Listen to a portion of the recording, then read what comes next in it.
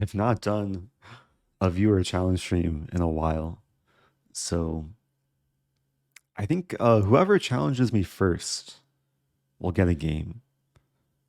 But maybe no one's watching yet, so have to wait for people to arrive. Okay, Magnetohead, the first challenger. Welcome to people tuning in. This will be a more chill stream than usual. Audacious Andy, the early energy. Welcome back. Okay, so we have Caro-Kann. Let's play this. And I'll play a classical variation. Is there sound? Oh, this tab was muted. Welcome back, McConks. Please accept my challenge when it comes. Username is isaucedyou, but I think I'll be the one getting sourced. Great to be here with you as always. Yeah, there will be some saucing this stream. I do have to move a bit quicker here just because there's no increment. It's a 3-0 challenge. Welcome back, Zactris. Happy 31 months. So I'm playing a setup which I actually studied in preparation for a few games in Qatar. Not the most common setup, but it's harmonious. Very solid, controlling the center. There's cases where white can play f4, f5, or c4, c5.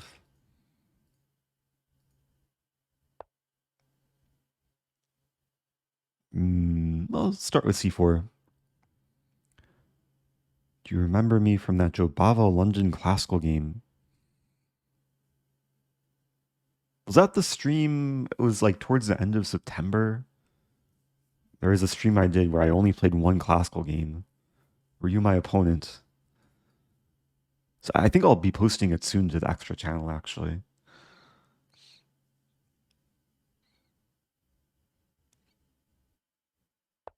So black conceded the bishop pair. Probably wants to play here and then get a pawn cube. What to do? Bishop f4?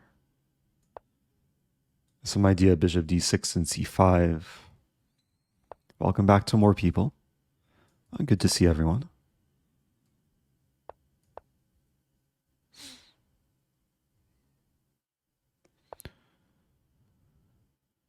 So, still not sure how to deal with this. Let's start with f3. Prepare g4.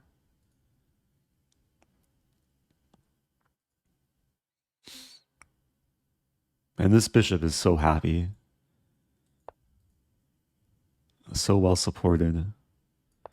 Living a good life. The rook might sacrifice for it. But for the time being, the plan is rook ae1. Just try and make all the pieces happy. Maybe f4, f5. Now that the pieces are kind of asking to be forked.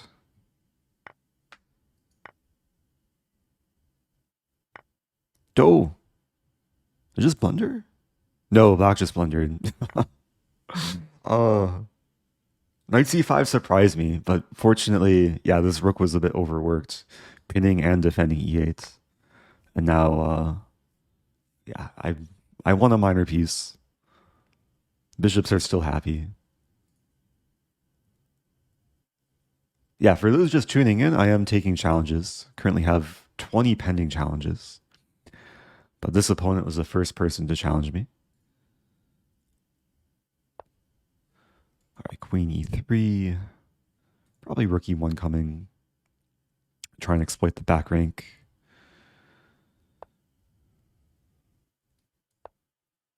Okay. Good move. Let's take a pawn.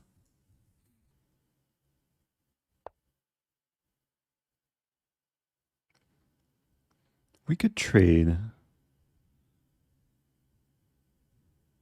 Yeah, bishop e2 doesn't work at all. Yeah, I guess I'll trade and play bishop f1. I think the easiest plan to win this is to push the a pawn and to not lose the a pawn. Let's start with this.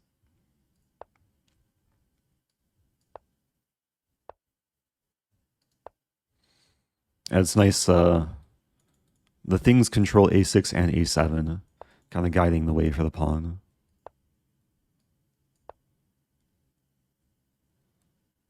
And bishop a3 coming. No mercy.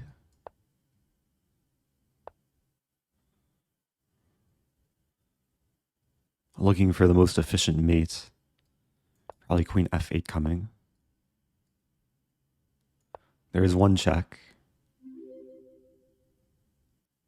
Great job in Okay. Qatar. Can't wait to get Thank your you. 1.d4 course. Thank you, Bomandino.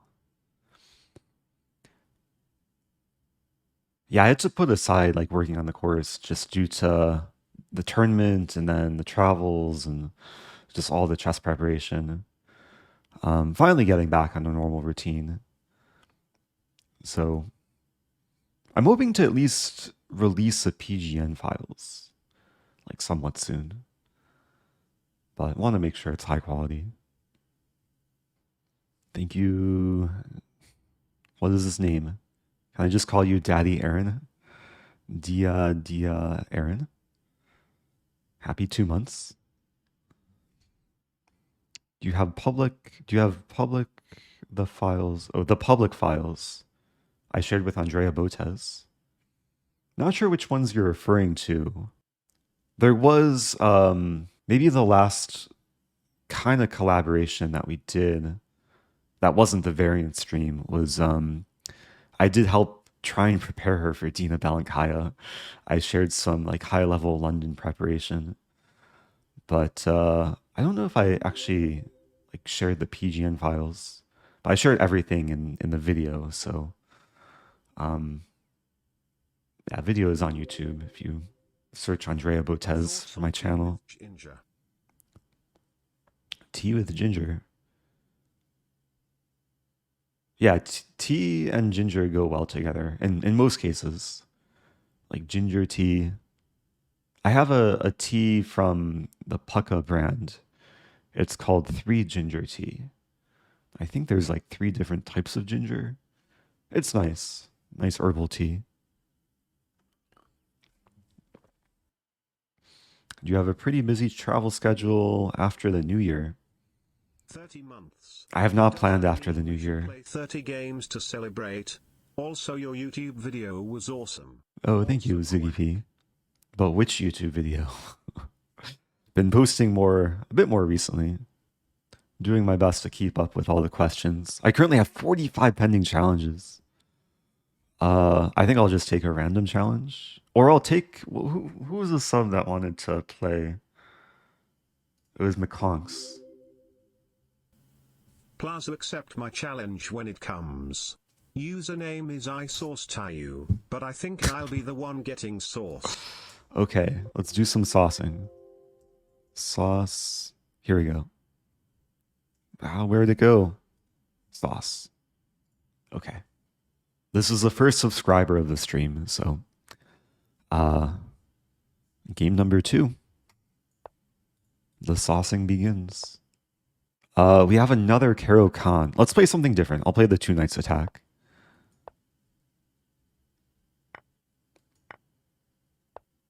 Bishop g4, that's a move.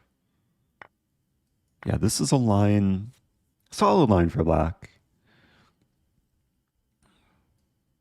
I'm going to try and play aggressively, try and accelerate development. I guess d3. Just reinforce the center, prepare to develop the final minor piece.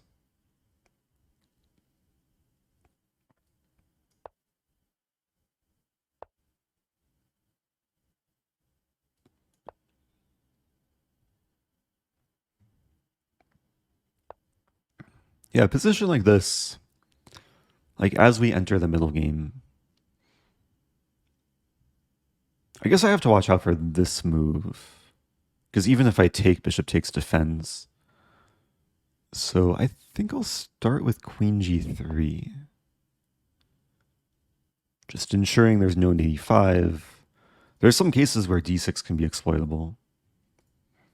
Thank you, Jack the Noble. Happy 2 months.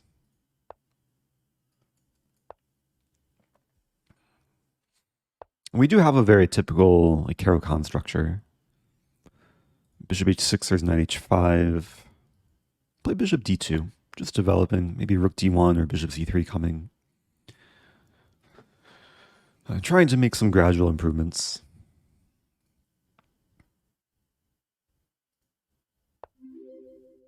Opponent wants to win my bishop.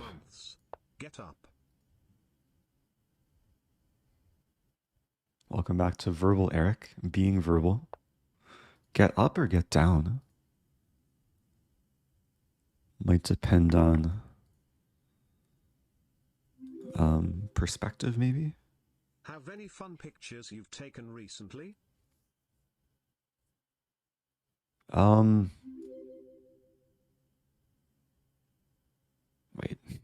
Too much stimulation here. I have to focus on one thing at once. Bishop c3 is a move. I just don't know about bishop c3, bishop d4. I mean, there's h4, h5. Rook e2. I'm going to play rook e2. And this is only half open file for me. It's kind of a slow move, but kind of puts the question, what is black doing? I can't remember the last photo I've taken. I'll open my Google Photos and see if there's anything fun I can share. So black played a natural looking move, but this is going to be losing a pawn. Or is it? And black realizing maybe bishop h6 now. And there's also c3. I can also take. I have to watch out for my time. There's no increment. And I don't want to get sauced. Okay, let's take. And rook a4. Okay, so there's some attacking potential now. Bishop e7 expected. Now the plan is probably c3, d4, bishop c2. Get all the pieces attacking on the king side. Okay, in this case, I win the knight. And keep the attack.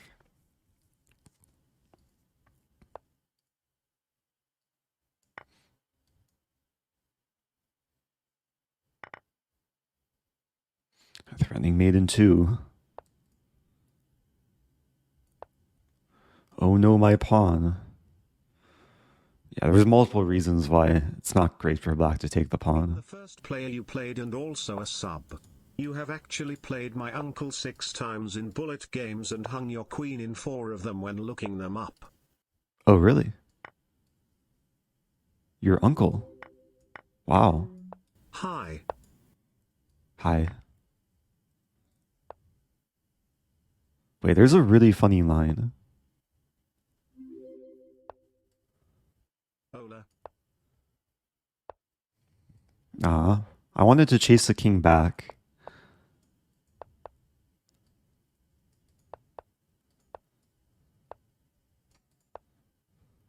Can I chase the king back? Yes. It's like back rank mates, but it's like a side file mate. Not something you see every day. Yeah, the side. Well, it's yeah, side file, right? Because side rank is like this, or back rank.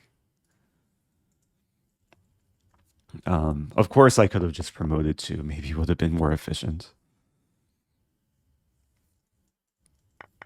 But pretty rare pattern. In some cases, it's like almost stalemate, but not quite. Opponent played like nice game to put up resistance. I mean, I think the position was very solid from the opening. Maybe white was slightly better with the bishop pair. And then rook e2 was, I mean, I took a long time, right, to play rook e2.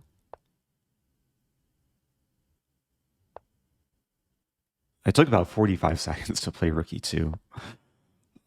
Partly because I didn't really know what to do, but it did provoke black to make the first big mistake, losing the a-pawn. I was kind of distracted, but I think still hopefully instructive game. I'm really curious who this uncle is, who's like beat me a bunch of times in Bullet. Oh, thank you, Andrew. Andrew gifting to Fibonaccios, who's now a first-time sub, getting all the sub benefits. All right, I'll take a random challenge. Playing Ojor the Ancient. Never played before. Good luck to this person. This is rated 3+2. Play Sicilian.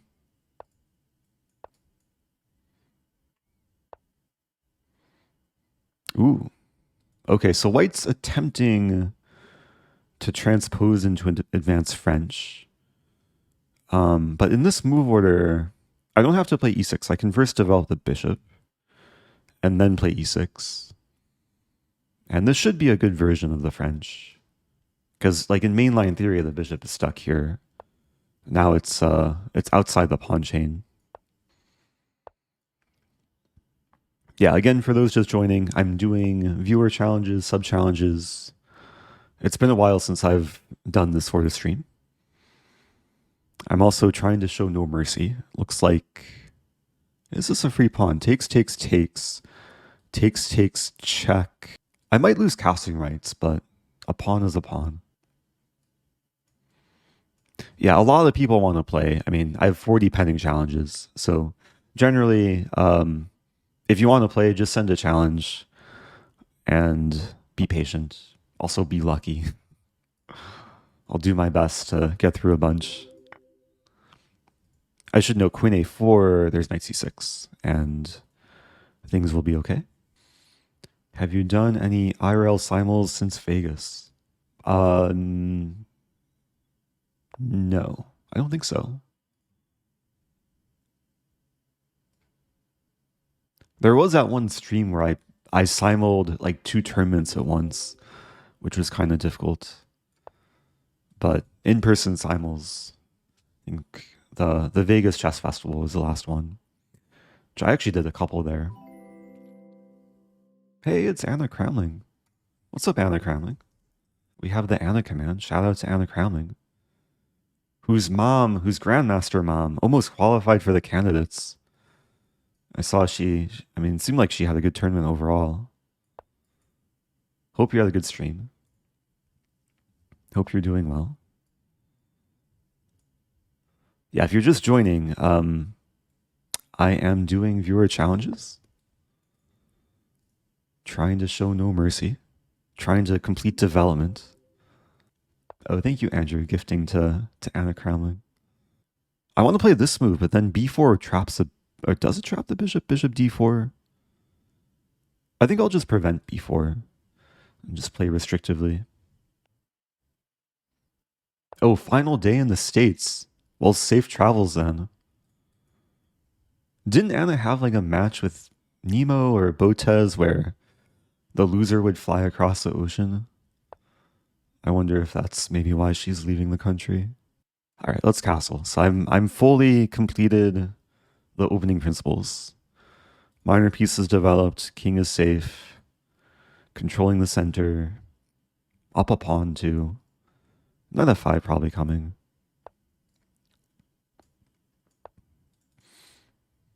Man, so before the raid, I was struggling to keep up with chat. Now it's just, it's even more challenging. A lot of Keck W's. Thank you to Kyrios. Happy 40 months. Yeah, if you want to challenge me, we have XLAM challenge. You can click the link and it should like automatically allow you to challenge me pretty easily. Oh, she has to return to LA in 6 months. Okay. All right, so the knight wants to take the bishop. I'll play bishop e4. Just trying to be super solid. Have the two bishops aimed towards white's king. This rook is tied down to defending the pawn. And this pawn is attacked. f4 was not legal. So we might see this move.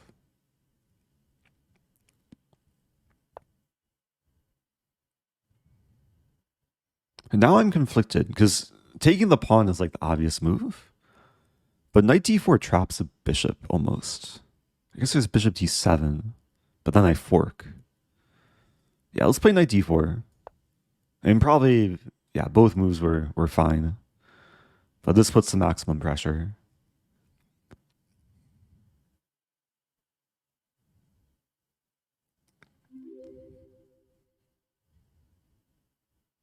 Hey, nice username. No, I'm Rosen. Gifting 5. Good game to my opponent.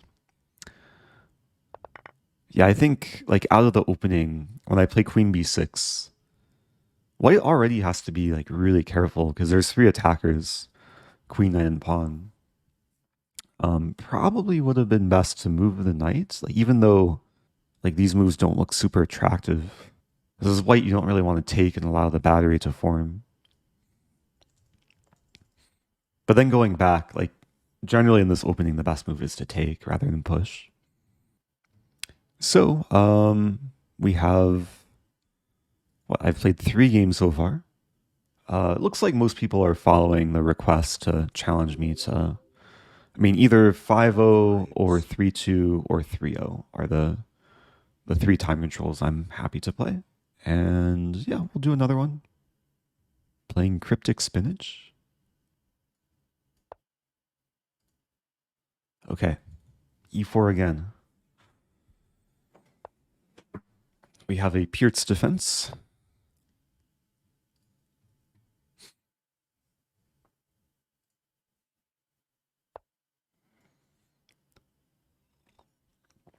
So against the Czechs, I guess it depends what black plays on move 3. Because there's e5, there's knight bd7, and there's g6. And there's c6, okay. I think this is called the Czech Czechs. c6 usually indicates that black wants to expand with b5 at some point. And against this, I'll admit I don't really have a set way of playing, but let's just develop bishop e3. I think is solid enough. There are cases where I like to go for this more aggressive setup, especially if black fianchettos. If black doesn't fianchetto, like e5 is coming. Let's be aggressive. Let's play f4, knight f3. Thank you, Fluff Nuts. Happy 4 months.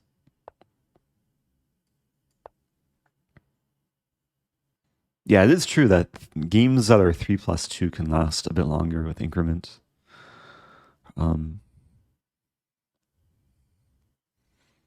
But I think with every game, it's like it's not going to take more than 10 minutes.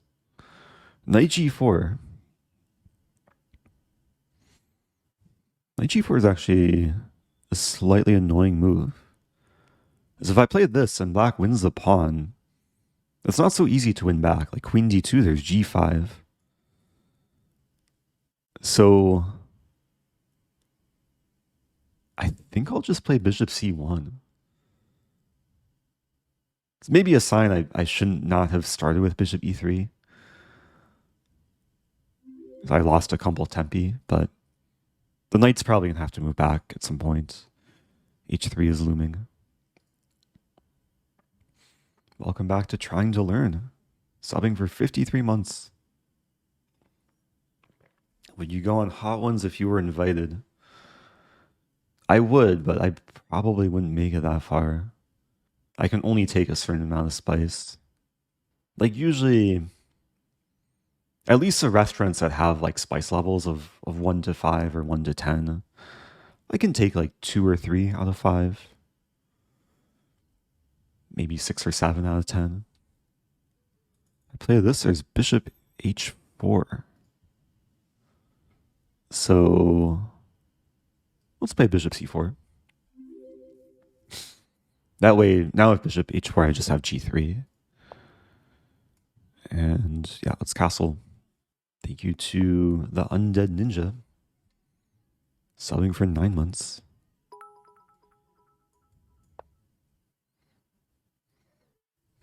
Yeah, there can be only one verbal Eric. I'm just realizing... Oh no, everything's okay. For a moment, I thought maybe black had takes, and then c5, c4 to trap the bishop. But whenever black takes on d4, then I can take back hitting the knight. I think it's still like decent play for my opponent in the opening. Sometimes a drawback of playing this opening as black is like going into the middle game, you have a bit less space to work with. So sometimes it's harder to find squares for the minor pieces. At the same time, like I'm extended and black is definitely pressuring the center. King h1 or h3 come to mind. I'll start with h3.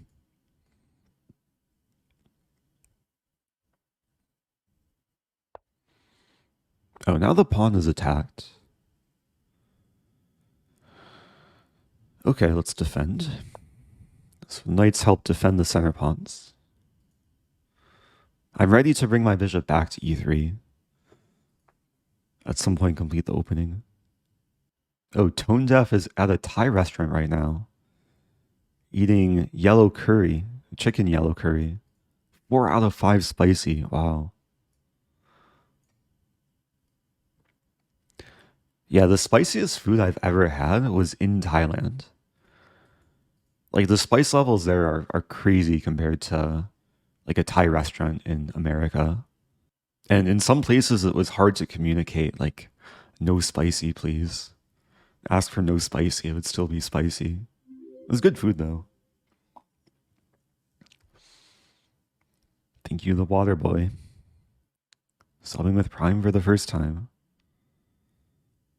Okay, so if I take with knight, there's c5, and then when the knight moves, there's c4.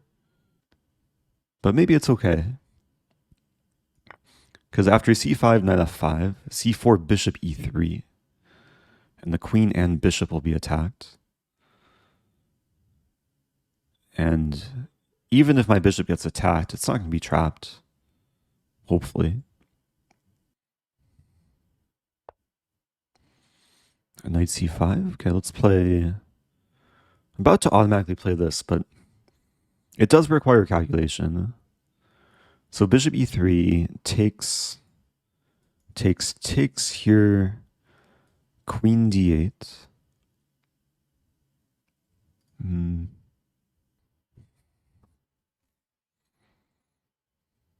Maybe just king h2. Knight c5 was a nice move. And I don't think I mind. Like, takes, even though I have double pawns and I'm taking away from the center, it does, in some sense, help solidify the queen side. And then going forward, I can just shift my focus to the king side.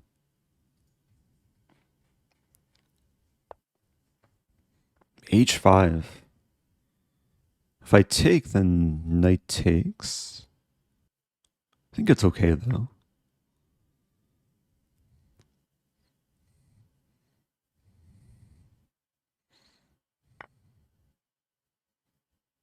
Knight f takes e4. Okay, so that was essentially a trade. Now I have this move. And now both knights and the bishop pressuring the king side. Now the queen. And this is purely intuitive. I now have 3 attackers against g7. If g6 I can take, because the f7 pawn is pinned. Not to mention the rook could maybe sacrifice itself. This is almost a fork. Thankfully my king's on h2 and not h1.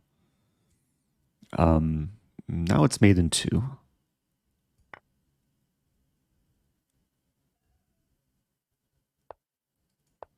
Okay, opponent put up a good fight. It was kind of an abrupt finish with the kingside attack. A piece has found some life. Let's see. Yeah, white was doing well. Maybe earlier. Yeah, earlier black was doing fine, though. I thought at some point maybe I'm worse. Black still had to be precise. Yeah, bishop a6 is a nice move to just develop and pin my knight to the rook. Thank you, Pine. Another first time prime. Question, are you going to play next over the board standard tournament in the near future? I'm not sure. I think it's most likely I won't have another over the board classical event until 2024. However, I might still find an over the board event to play before the end of the year that's not classical. Like maybe some Rapid or Blitz. I mean, the dream is to play the World Rapid Blitz, but it hasn't been announced yet. Like every year, FIDE waits until like the last minute to announce it. Unscramble Eric to get rice. Do you like rice? I like scrambled rice. Because scrambled rice is basically me, right? Why don't you play the World Rapid Blitz? I actually wanted to last year, but the issue is the requirement to play is you have to be 2,500 or 2,550 maybe. I forget the exact cutoff. Essentially, you have to have a high rating in one of the 3 rating categories, Rapid, Blitz, or Classical. And unfortunately, all my FIDE ratings are below 2,400. So the only way for me to qualify would be to get like a special invitation. And as far as I know, like FIDE and the organizer have the ability to invite players. Like last year, there were a lot of players like under 2,300 who played. So I think it might be a matter of just writing an email to the organizer and see if they can let me in. I'd offer to do recaps and promote the event. Okay, next game. Playing WealthyPharaoh. Good luck to my opponent. I did have a 2,500 plus performance rating at the Qatar Masters, but that doesn't mean I break it in rating. Hope you're keeping well. Thank you, an actual goose. I did gain about 20 points in the tournament, but yeah, still very far away from 2,500. I'll play a5 first. a5 slows down b4. Basically, I'm playing a reverse Grand Prix attack. Just want to develop the pieces like this. Castle. Essentially a reverse Sicilian.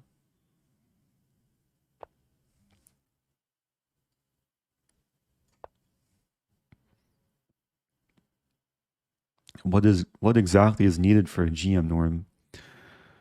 Yeah, to get a GM norm, I would have had to have a 2,600 performance rating. And even though the tournament was really good in Qatar, my performance rating was still a bit short. I would have needed to win a few more games. I would have also needed to play, I think, 3 GMs in total. And I did play a lot of like high-rated IMs. I think I only played 2 GMs in the tournament.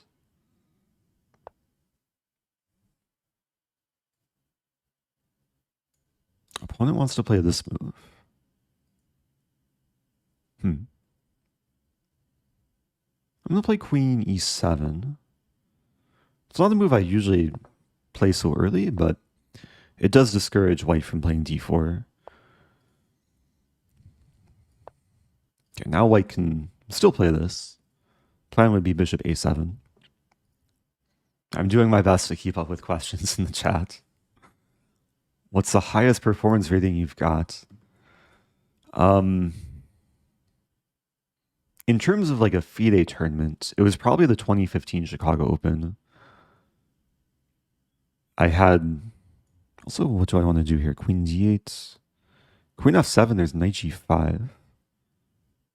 I could also take... Maybe just queen d8. I do lose a tempo, but I like keeping things defended. There's no bishop g5. Yeah, the 2015 Chicago Open was like one of the best tournaments ever for me. I ended up tying for second. I was a half a point short from a GM norm. But my performance rating was probably like 2580 something. So it was good enough for an IM norm and basically to clinch my IM title.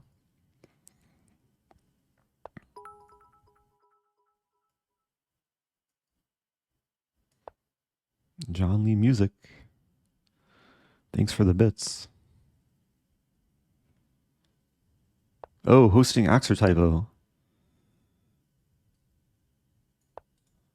Big friend of the channel. Wait, I gotta focus. I was reading the message. Just lost a pawn. I'll send my best to Axer-Typo. Hope it's a good time.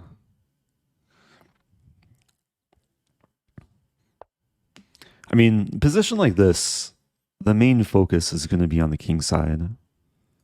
Maybe play f4 immediately.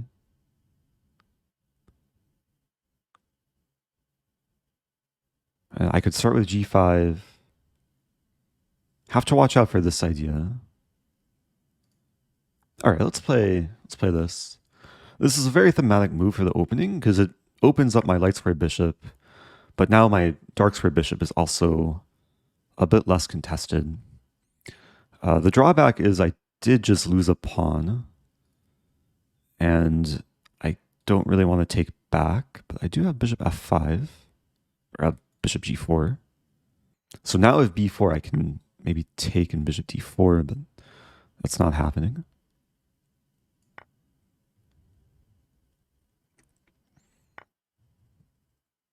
Okay, I think I'm winning the knight now. I may have been in trouble there. The white gave me a piece. It does have a couple pawns for it. Do GM norms expire? I don't think they do.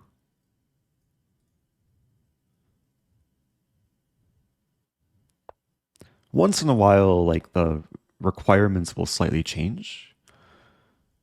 Like sometimes there's small technicalities that will be updated.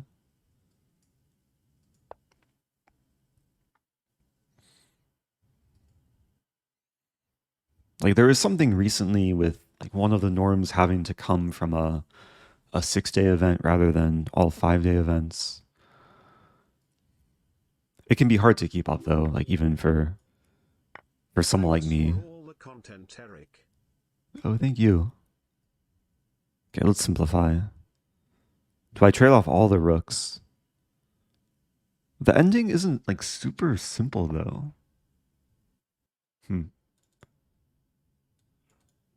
I'm not sure if that was a mouse slip or intended, but yeah, white should have taken, and that was the best practical choice.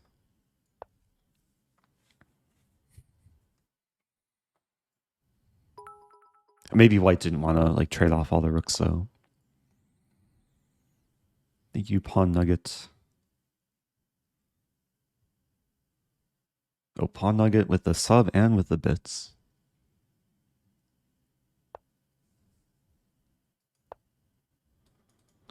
Okay, rook e2 is a plan.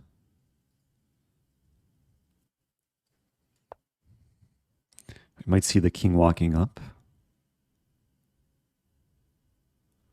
I'm very close to having lines with h5 checkmate.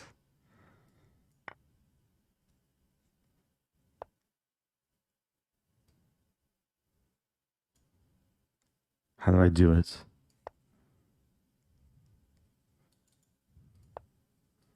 Okay, get ready for it. h5 checkmate incoming. Hopefully this will make up for all the times I didn't play h5. Wait. It's not checkmate though. Let's play this. I want to play this. There we go. Okay. I don't think white can stop it now. There were so many times chat was disappointed in me for not playing h5 in the Qatar Masters.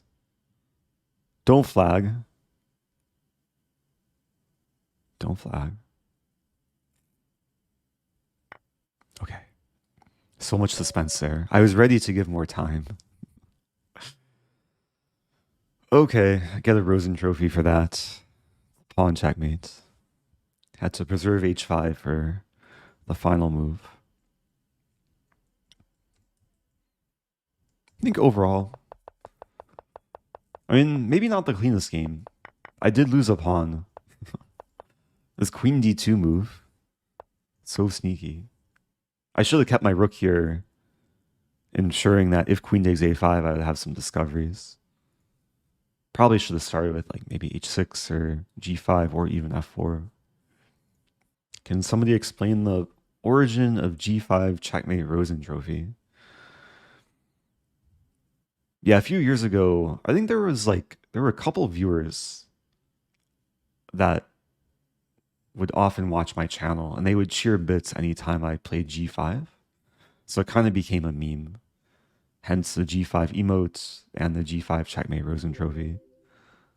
What is the rarest checkmate? g5 definitely is not the rarest checkmates. Maybe knight a1? Or bishop a1 checkmates? Or what about king a1 checkmate? Probably much more difficult to move the king to checkmate. Or en passant. Or castlemate. Yeah, so for those that don't know this website, rosenscore.com. I haven't checked my Rosen score in a while. We can click here and then click. This will show all my Rosen trophies.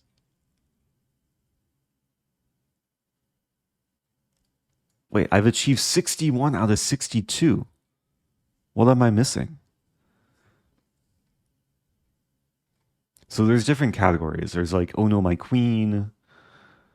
There's the Rosen stalemate trap, the castle fork, different types of checkmates. The 4 knight cube checkmate, which is this. You have to checkmate and end the game with the knights being in a cube shape. Okay. Maybe I have a goal for this stream to complete my final Rosen trophy.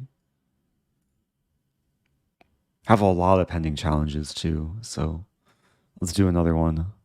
Playing Mennonite, rated 2019. Oh, we've played 4 times before.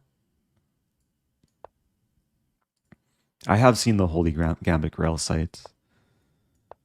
At some point, I'll have to do a series to make progress with that. All right, so we have the Alapin Variation, which is knight bd7. And maybe we'll transpose into Cambridge Springs. Okay, Cambridge Springs. One of the more tricky, aggressive setups against the Queen's Gambit. White's playing a very safe line. Knight d2. So with knight d2, White's preemptively like getting ready for bishop b4. And there's a move here which is definitely not the most common, but it's an interesting way to develop. Very rarely do you play g6 when you've already committed to the setup. The goal is basically just to have a very safe king.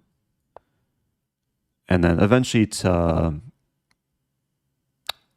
deal with this pawn tension, and then much later to play c5 and strengthen the power of the g7 bishop.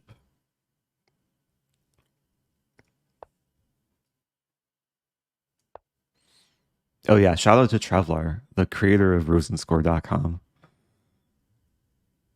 Yeah, Trevlar made the whole thing. I did buy the domain name though.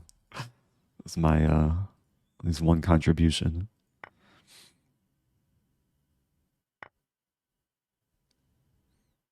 So c5 is kind of off limits, but e5...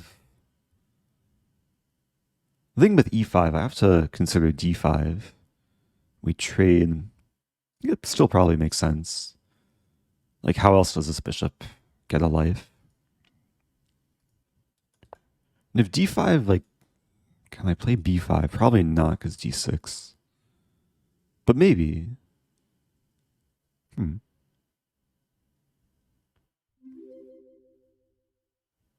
Hey Eric. Hope you're doing well. Any tips Hello. on how to Hey, get out Choco. of an OTB Blitz slump? Online Blitz is decent for me right now, and my long-time control games is good too, but for whatever reason, I play like a beginner OTB. I've beaten some...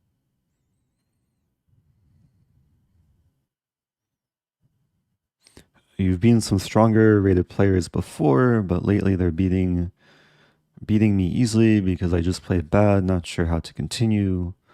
What you recommend? Yeah, part of Over the Board Blitz is just getting experience. Like, you have to actually lose a lot of games to improve. Similar to normal chess. Generally, also with Over the Board Blitz, people don't take it as seriously. And it's much easier to have, like, good days, but also have bad days, depending on your focus level. I take... speaking of focus level, there's a lot of tension here. This position requires most of my focus. I wanted to take here, but then knight takes. I need some danger levels too. Maybe queen b7 in that line. Okay. I mean, white has a bunch of options. Expecting this move.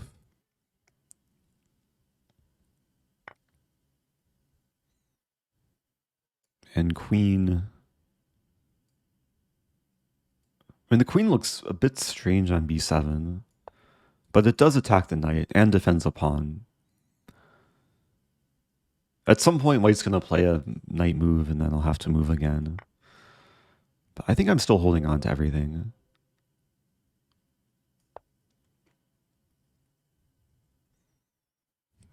I'm basically trying to weather the storm of white's initiative.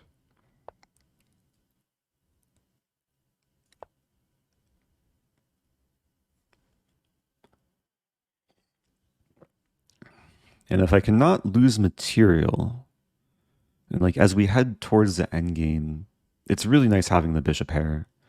It's also nice having the more extended center pawn. Like maybe at some point I can expand with f5.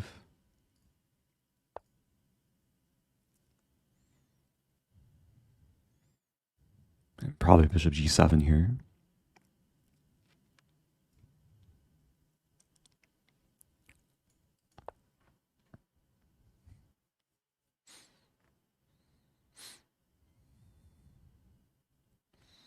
I mean, white definitely has more active pieces. But at least the structure is solid. I wonder if I can play rook d1 or rook d8. Problem is bishop d5 and f7 could be weak. If I play h5, h3 is an easy move. I'm not sure what to play. Yeah, f5, bishop d5, king h8. It feels a little bit wrong, but the pawns are well supported. e4 is on tap.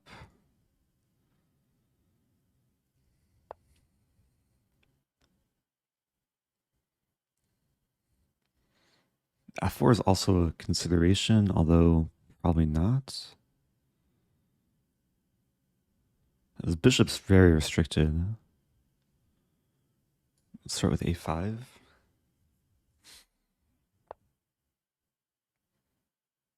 And now what? Take.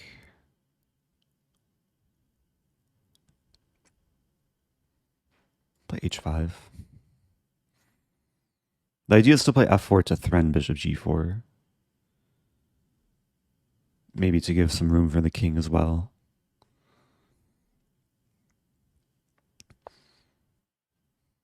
But it feels like I'm in some trouble here. Or it's getting spicy. e4, f3. I'll sack a pawn.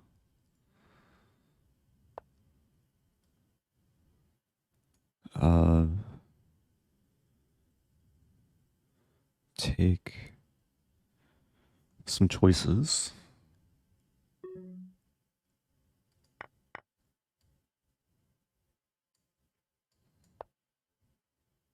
want to play h3.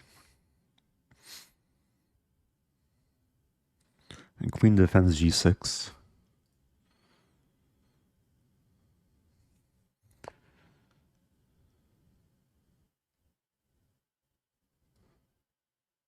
It doesn't work.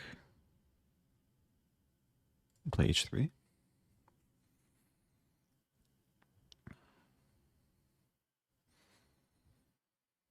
Down a minute. There's no increment.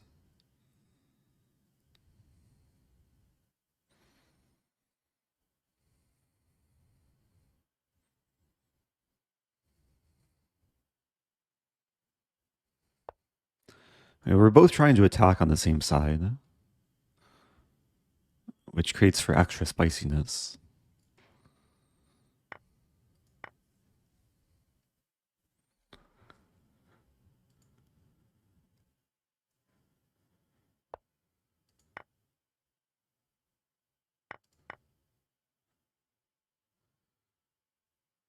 I think rook c8 looks pretty strong.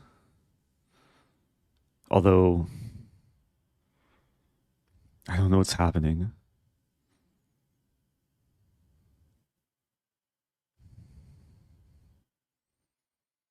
But maybe neither does my opponent.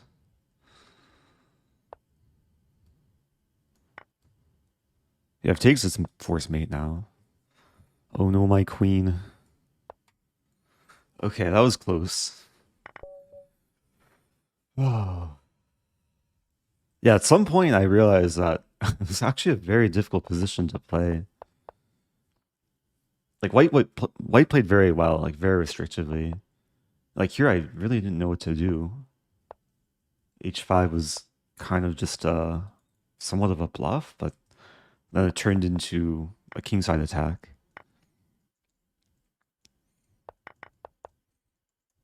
I think towards the end, like when I first played rook c8, I thought I was winning, but then I realized white can take. And I'm not actually mating here. I don't have the same mating idea because after it takes, my rook is pinned, so I can't legally checkmate. So if queen takes c8, wait, mate in 20. Black has mate in 20. I don't think I'm going to find the mate in 20. I mean, I think I would have played this and then taken and then went into this position, but it looks like white can defend. I mean, you don't see this too often, because usually when Stockfish analyzes a game, it's at pretty low depth. And usually it doesn't calculate even 20 moves ahead. So, oh, now it says mate in 13. Wow. So how is black winning? Here. Yeah, I would have gone into this line, but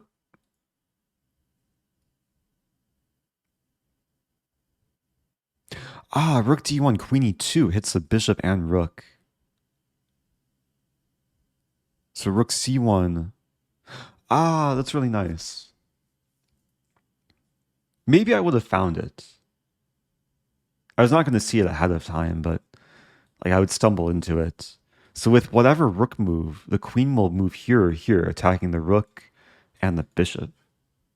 And that's good enough just to mate within 10 moves.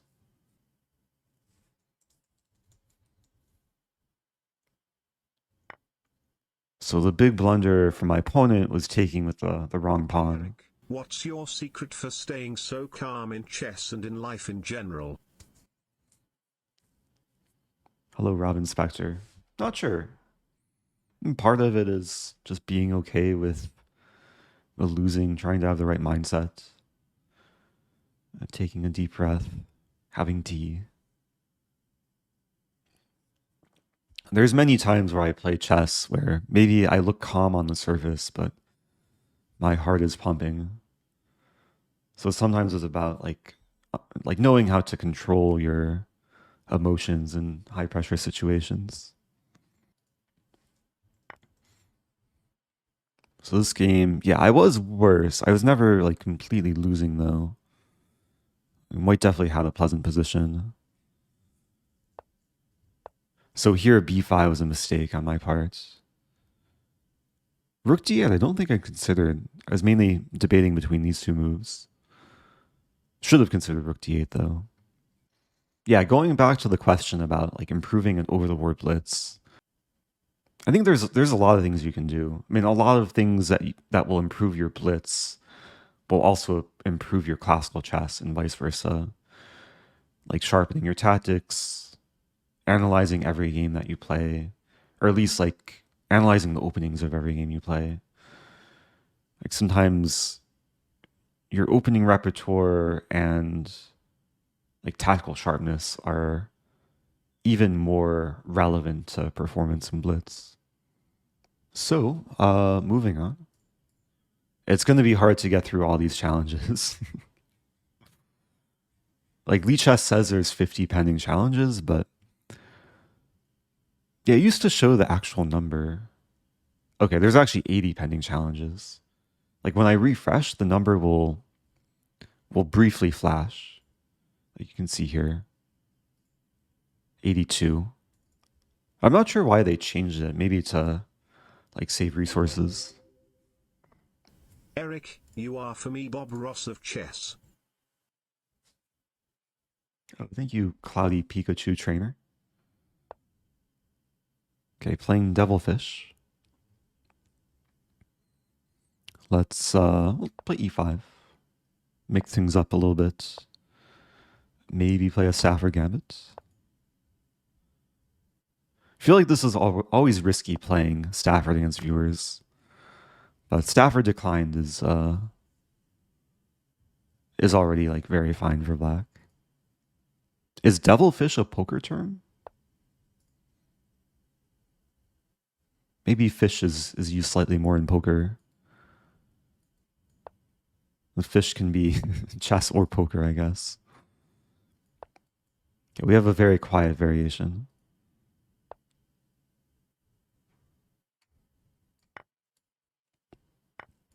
Yeah, some people might consider positions like this boring. Like it's pretty symmetrical pawn structure. Queens are off the board. There's going to be no like crazy middle game kingside attacks. But it's going to be a longer strategic and positional battle. And hopefully there will be some instructive value of like how to play for a win in positions like this. Opponent's kind of copying me. White is up a couple tempi. So with a pawn on d3, I think I'm more inclined to play d5. Although, does d5 just hang a pawn? Never mind. Yeah, d5 is not a move I want to play. Let's play h6. Have to be a little bit patient.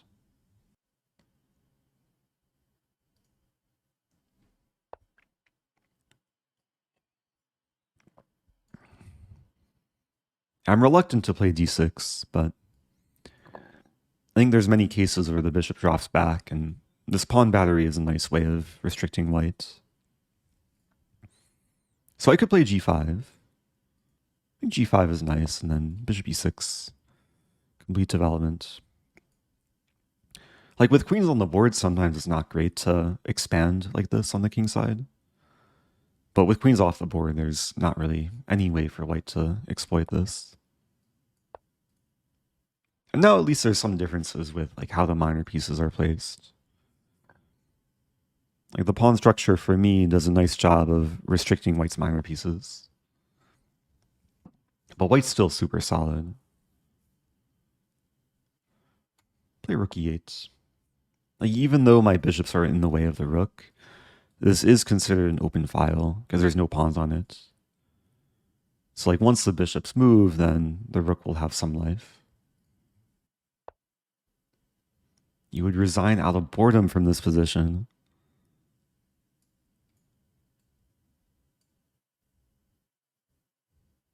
Yeah, some players really don't like playing positions like this.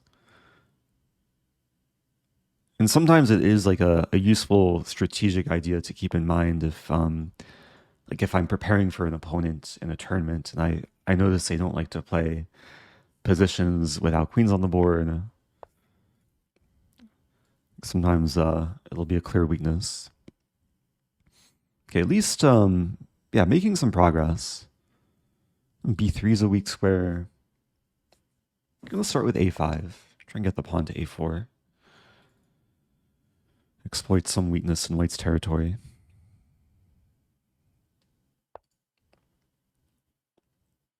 White plays D4.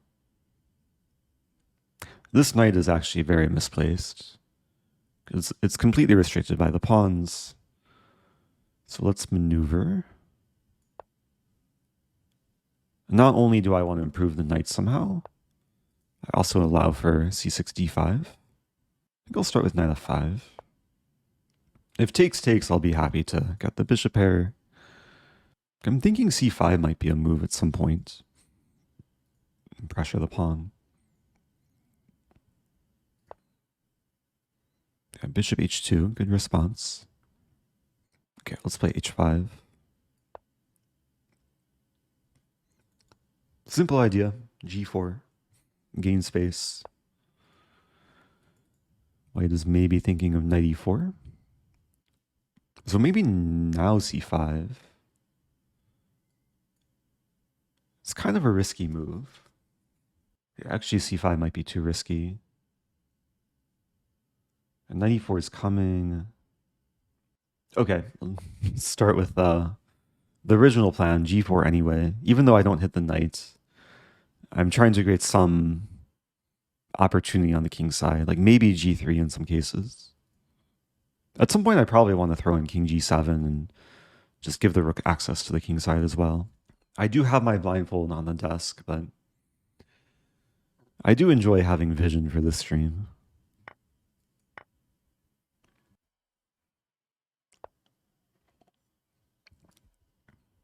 Okay, so bishop e7, return.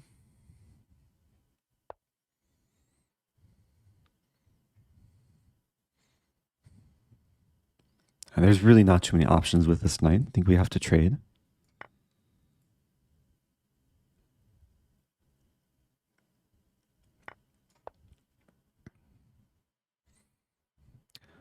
So it's important to note that a new file has opened. And the plan, I have to be careful because if I play this right away, there's d5. I would lose a bishop. So how about I start with this? And these pawns are a bit tender. D5, bishop d7.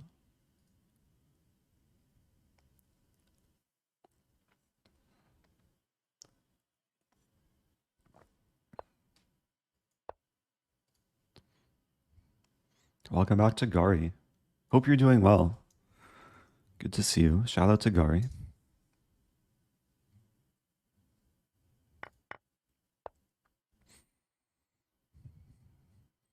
Okay, so making very gradual progress. This move is nice to get in because one pawn fixing two pawns.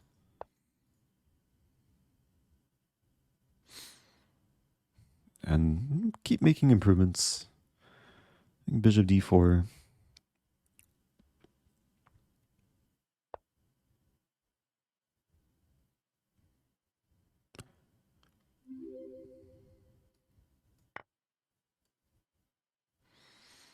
Yeah, if rook takes b3, I invade the first rank.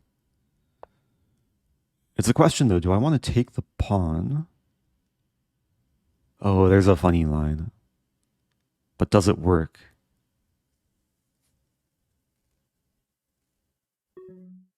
I don't really have time to calculate. Let's take anyway.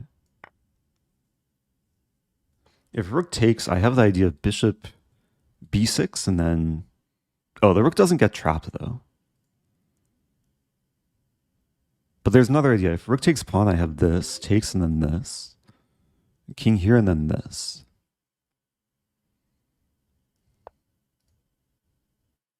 Okay, g3 checkmate. Didn't even see that coming. I guess I was mainly expecting white to keep the bishop here. That was a satisfying checkmate. Hey, Gare paying it forward. Gifting to Elastiny. So yeah, this whole game was kind of just being patient. Waiting for the opponent to allow me to checkmate. But it was also a matter of making like gradual improvements. Like chess is not always won by going straight for the king. Like you have to win the small battles. Make the pieces happy. Yeah, position was good.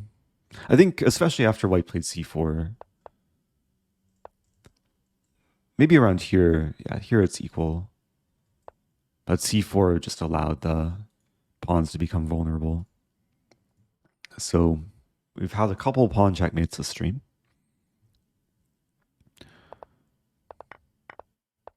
Oh, what's up, Nirvan Raymond? Good to see you. One of the OGs. The question was rook b7, g3 wins a piece. Yeah, I was trying to calculate this. So g3 takes, and I was going to play bishop. Oh, bishop g3, rook e3. Yeah, it does win a piece. I was trying to calculate this line, which is like almost checkmate, but not quite because my rook's attacked.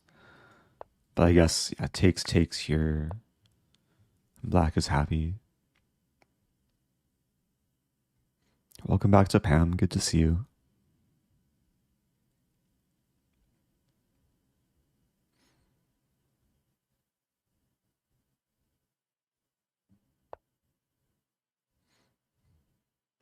Oh, Pablo always wants to attack. I assume you mean attack and not attach. Sometimes people have attacking attachment. Yeah, there's different strategies depending on like the type of middle game. Now that they are letting full-time streamers in the candidates, are you going to go? I submitted video footage of you defeating Hikaru, mid-taunt nonetheless. Yeah, as evidence mid-taunt. Of you should get a spot.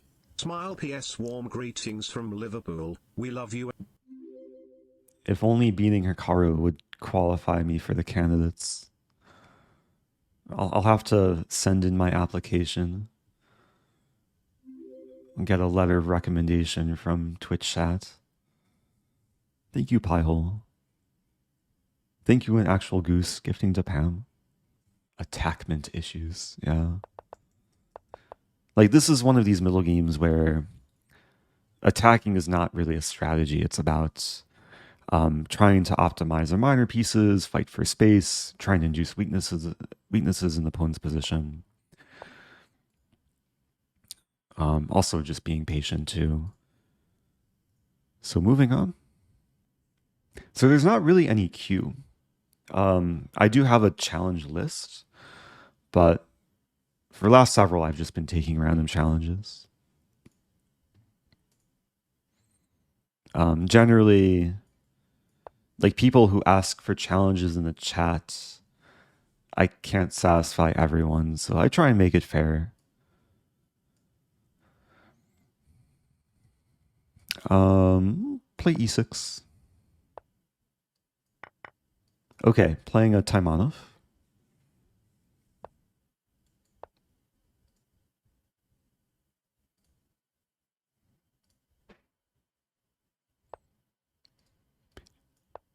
It would be interesting though to have people give a reason why I should play them. If there's an interesting challenge in mind, Or you could just say 1v1 me, bro, and hope I accept.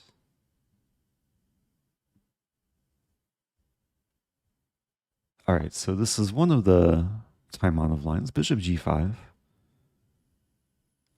I encountered this recently in like Title Tuesday or some more competitive tournament.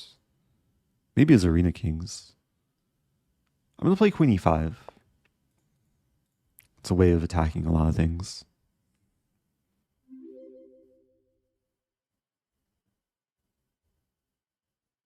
Thank you, micromanagement. Play me for all your Scandi needs. I forgot about my Scandi needs. Have been going through some withdrawal from the Scandinavian. Alright, let's make it spicy. Pawn takes pawn. Accepting double pawns, but getting the half-open g-file. Keeping the attack against knight. Also get the bishop pair, so... I mean, it is a matter of developing my bishops.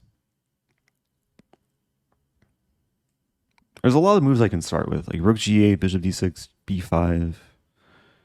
All probably acceptable moves. I'll start with b5. I mean, with open g-file and the bishop coming to b7, then g2 is going to be a long-term target. Okay, king h1 signifies white wants to play this. But now the bishop is aligned with the king. I mean, there are a lot of things in the way. Nixia says, are you scared that you won't play me? I think I'd be more scared to play you in poker. I feel like Nixia was like watching my poker stream and like very knowledgeable about all the things I did wrong. Yeah, bishop d6 was acceptable. I think the issue with bishop d6 was f4 and then...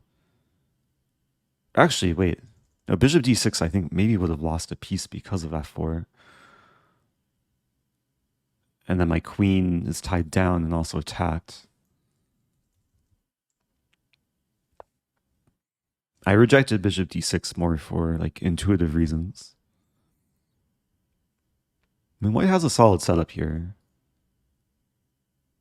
Or do they? I mean, queen takes pawn.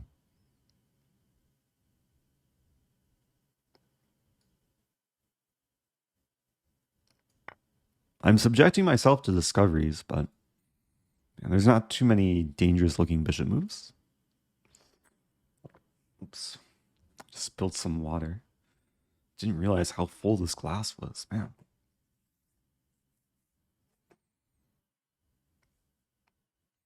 This glass of water was being overly optimistic.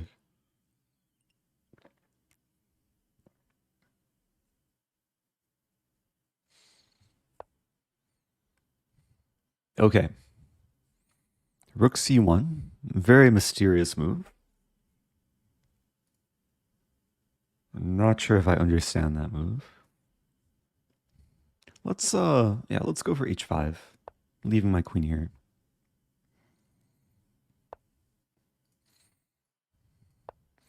Yeah, I have a water drinking problem. Too susceptible to spilling my water as I drink it.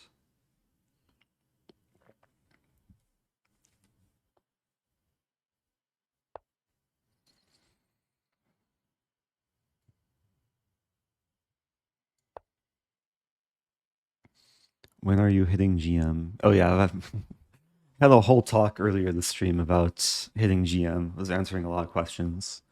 We do have the GM command. Okay, so I'm happy to see G3 because now have the pawn break. And now there's so much pressure. This pawn is pinned because if it moves, I checkmate. And if it doesn't move, what do I do? King G2 is probably the best move there.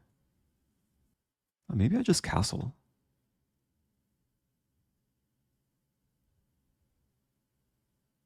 And Queen D4 is coming though.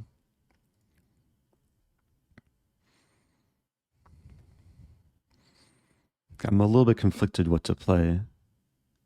Maybe king e7. Yeah, the king is happy in this house. And then rook ag8. All the pieces playing a role. And now, no mercy. A sacrifice a rook.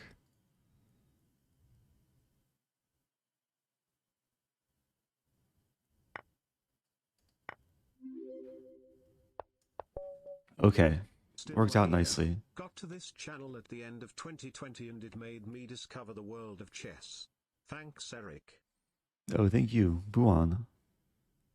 Happy half a year. Oh, but has been watching for almost, almost 3 years. Nice. Oh, sorry for not screaming. Sacrifice a rook. I'm not in a screaming mood right now. I am in a streaming mood right now. Question, do you still stream? Hopefully my existence here will answer that.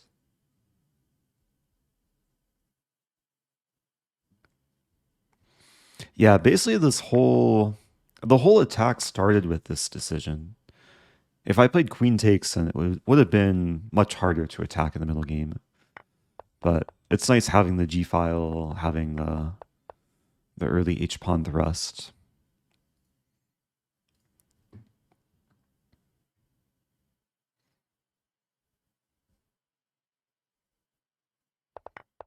Yeah, maybe white had better options there.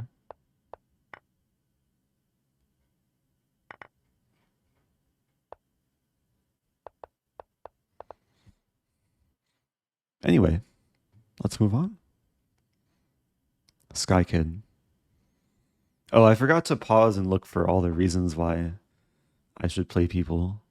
Maybe after this game. Playing a high-rated player, though. Sky Kid 999. Rated over 2,300.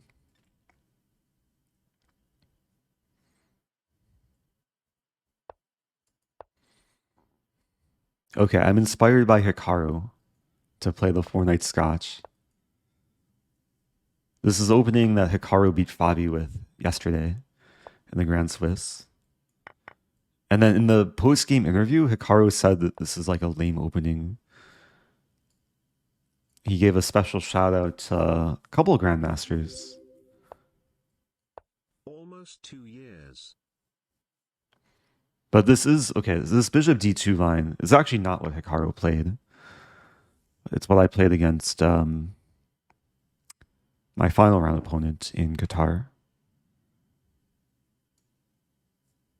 Don't think this is this a move? Maybe it's a move. I have to take with knight. I think I have to take here. So this does lead to a very quick trade of things. Maybe losing the pawn. Did I do something wrong? I don't know. I'm down the pawn, but the extra c pawn for black I don't think is too valuable. c7 should be hanging.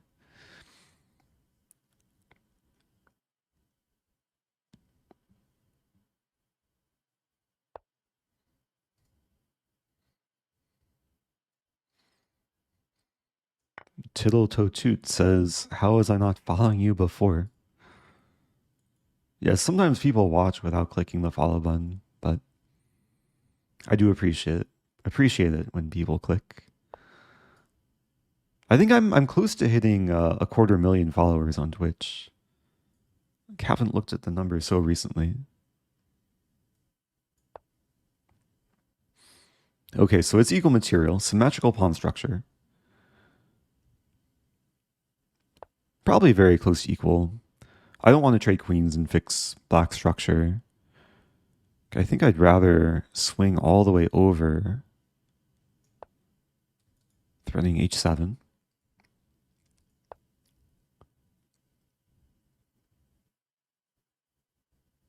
Let's centralize a queen.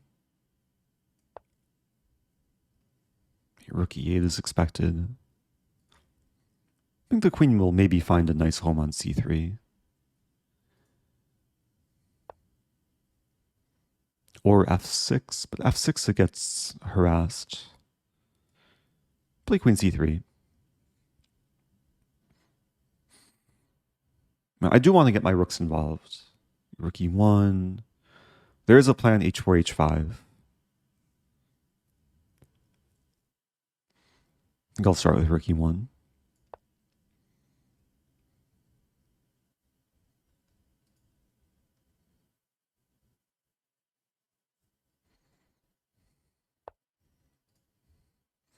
Okay, now I don't want to play g3 and allow black to destroy me.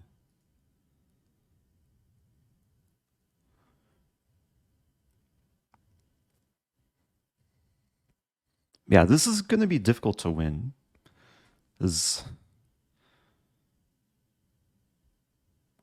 Against a player of this rating, I assume they're not going to make any obvious blunders. Like, to win this position, it's going to take a lot of patience, a lot of grinding. Realizing my pawn should be on a3, so it's not attacked by the bishop.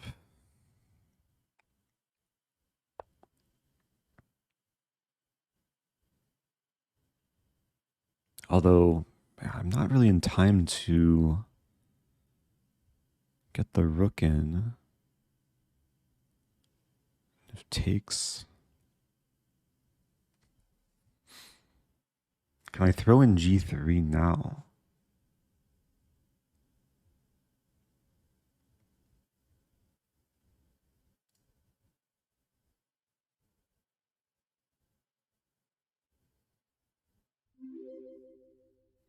Actually, maybe rook here is fine. Takes on c6.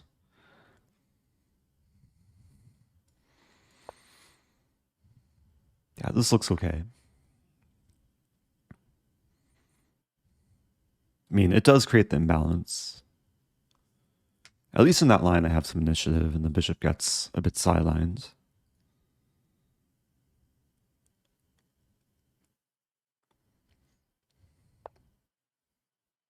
I have bishop f1. There's not too many options here. There's also f3.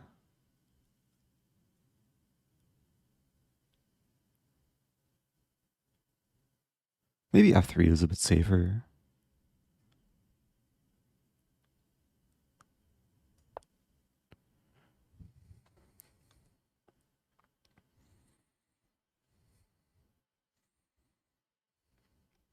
And queen f4. Actually calculating queen f4, bishop e4, then rook e8.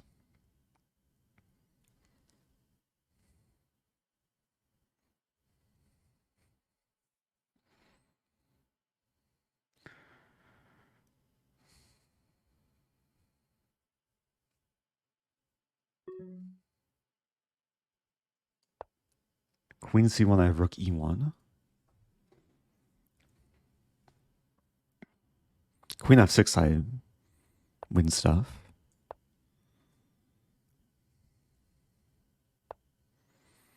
Yeah, it's still a threat. King h1.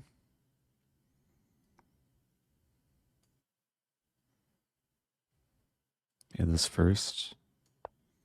Passive move.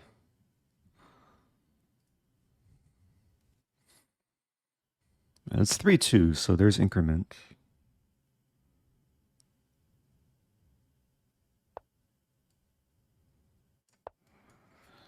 Safety first.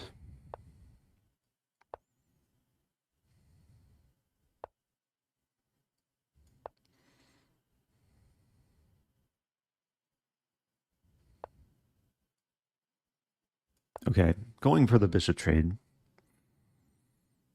I think if anything, white's slightly better in this ending. Maybe not by much, though. Just thought my rook's more active.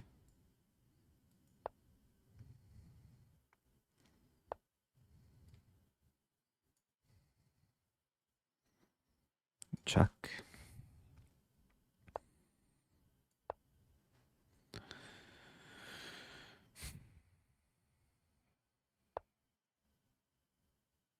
Wow. I have no time to calculate. I'm getting to b5 though. But is it enough?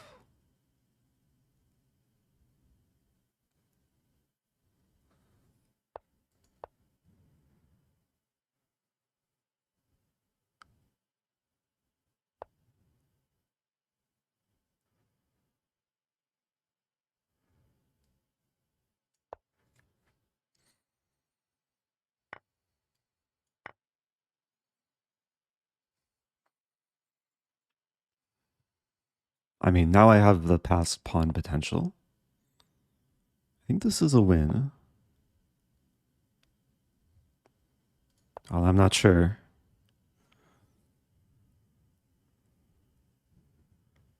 And there's no time to calculate.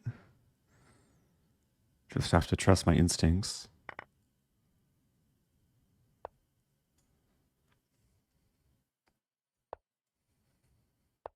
No, this is a draw.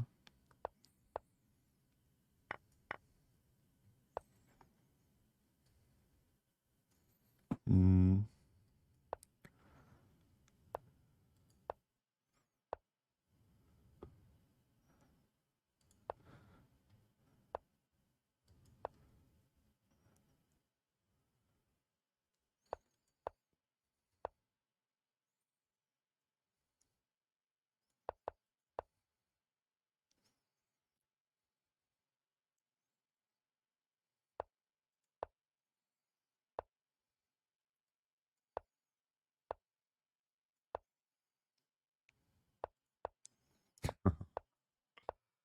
Opponent knows the right endgame technique.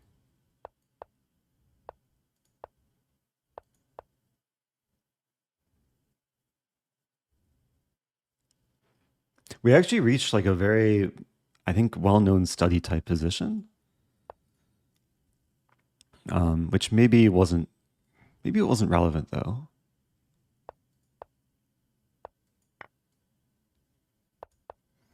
Yeah, this is a draw. But I'll be the one who gets stalemated. Does this give me a Rosen trophy? Good game.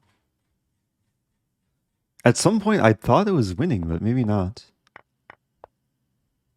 Like here, I'm too slow to go after this pawn because this pawn queens. Maybe I have to play king d5 first? But even then, it's probably a draw. Good game to my opponent. Like surviving what looked to be a difficult endgame. It was drawn the whole time. Except here. So I had to be very precise with how I pushed my kingside pawns. Like g4 seemed natural, but apparently h4 is the way to go. I'm assuming black gets some zugzwang somehow.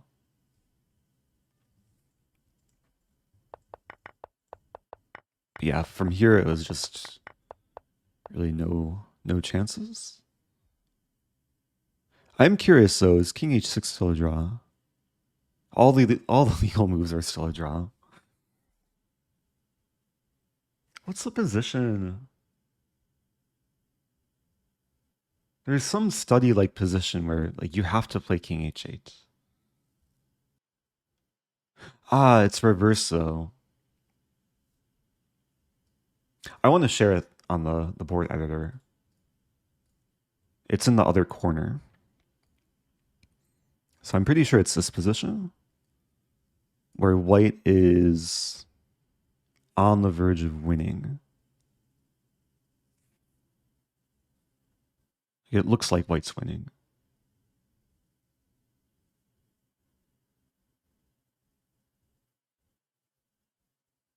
Or no, is it this? I think it's this. There's got to be at least a few people in chat that know what I'm talking about. I think it's this one. Oh no, but it's black to move. Analysis board. Yeah, so it's this position where white wants to take the pawn and queen. And the question, do you play king f1 or king h1?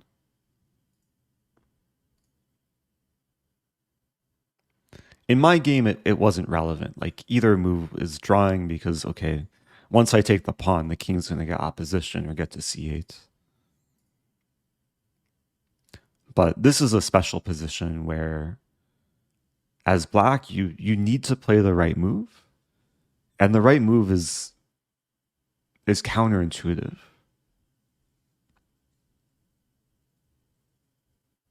Because as black, you think, okay, you should move closer to where the pawns are. But actually, the only move here is king h1. And the reason for this is you need to get on the right side of the king. Right meaning correct, but right also meaning not left, but right. So once the king takes this pawn, black is going to have king c7. And the way this plays out is like this. So once the king comes here, there's king c7. If we see how it plays out the other way, white can play king f3, shouldering the king, right? And then if this is played, then black's a little bit too slow, not getting to c7.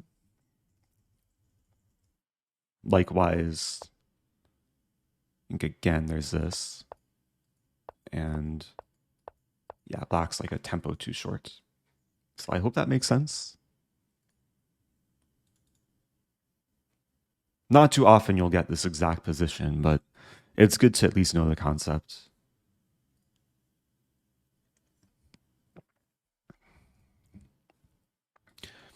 There's a lot of chess endings which seem very simple. Like, there's so few pieces, but there's a lot of endings where there's still like sometimes difficult concepts to understand. Is it easier to learn with less pieces on the board and start from endgames? I mean, a lot of people who start learning chess start with openings. But I think it's good to at least understand fundamental endgames. Like, obviously how to checkmate with king and queen and king and rook. And also like very basic king pawn endings too. It's good to have an idea of like what you should aim for towards the end of every game. It's like not all chess games are decided in the opening, but every chess game that reaches the end game will be decided in the end game. Someone said something like, learn endgame so you know what to work towards. Yeah, that's probably a better way of putting it. I assume this position was figured out before the existence of table base. It probably goes like, it's probably mentioned in some historical books, probably in the Dvoretsky Endgame Manual.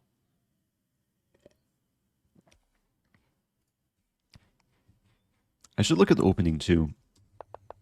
I think my opponent played a slightly less common line, pawn takes pawn. White is... Oh, I'm supposed to take with knight. I just assumed this was the only move. But knight takes d2. Yeah, keeping knights on the board and not allowing black to win back b2 and black having the worst pawn structure. It's definitely a better option. Is the dog around? No, she's not. She was just visiting for a little while, about a month ago. So, who to play next? Got some pending challenges. Oh, some variant challenges too. A from position challenge. Wait, where'd it go? Here it is. Salad 24, challenging me to the Stafford Gambit. And Salad is here too. So okay. Well, we didn't play out the initial moves of Stafford, but I assume my opponent will be ready for what's coming. Okay, so we have the magical line, Queen f6. Opponent very booked up. what's the line here? Bishop e6 first? Okay. Wait, white is still booked up. I think this is a move. Opponent knows this better than me. Rook d8? I think rook d8.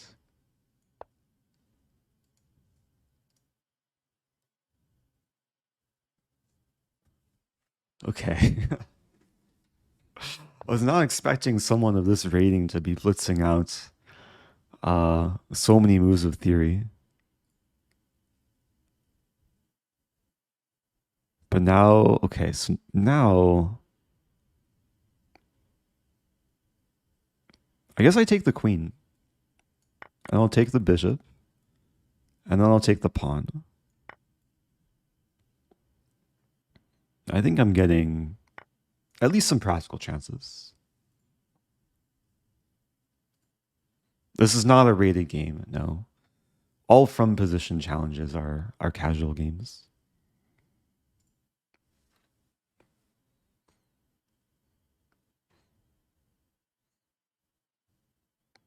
And there's a chance white is still objectively better here. But I think I like my chances.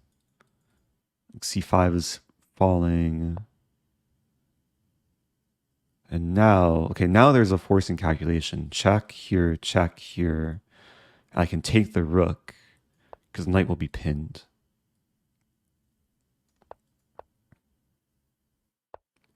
I also have this move, which it does give white a chance to lose more quickly.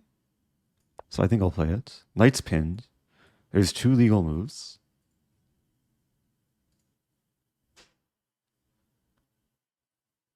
If white goes back, then I repeat. I could also take the knight. But yeah, better to repeat and take the rook.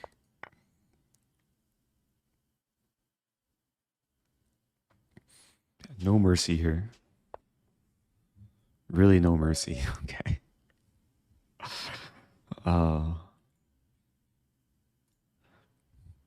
My opponent followed like probably what should be one of the best lines.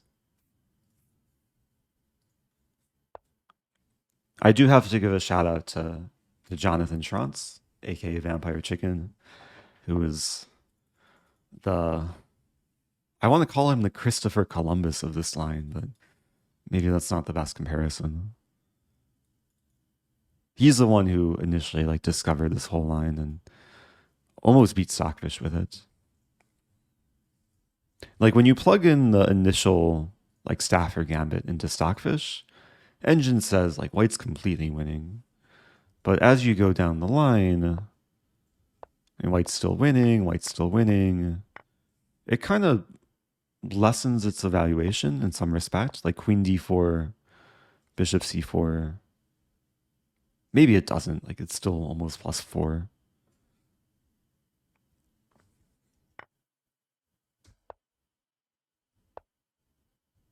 So white was all still fine here, even after rook f1.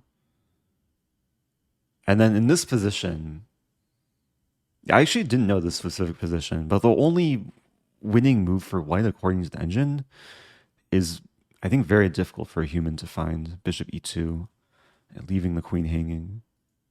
Maybe it makes some sense to ensure f3 is defended and the bishop's not takeable. But after knight d2, yeah, it's actually black's completely winning here. Oh, Vampire Chicken in chat. What's up, Jonathan? Shout out to Jonathan. Oh, and Salad is also in chat. Says, I prepared for you up through knight d2. Oh, but maybe knight d2 wasn't the right move in the prep. Yeah, if bishop e2 was played, I guess I win the queen, but I'm still objectively much worse because white has two bishops and a rook for the queen. Oh, and a pawn too.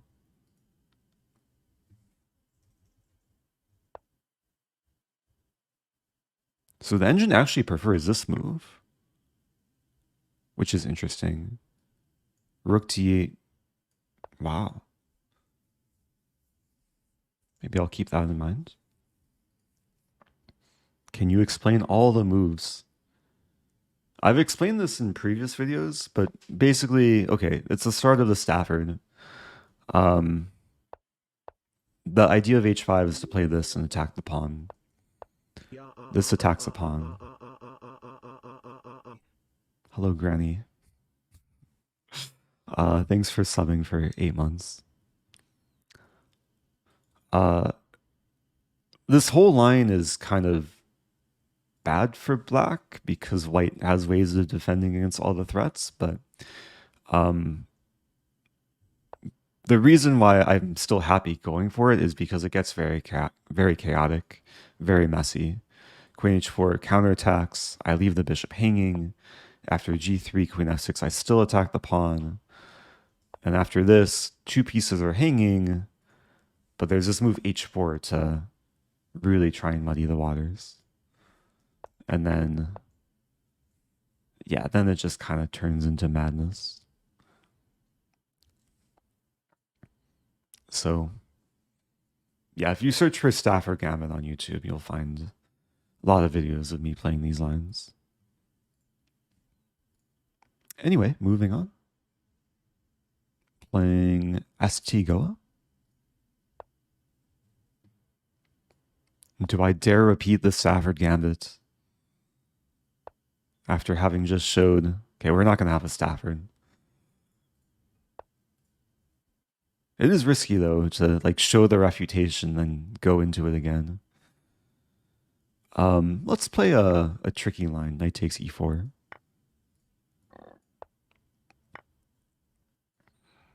So some version of a center fork trick.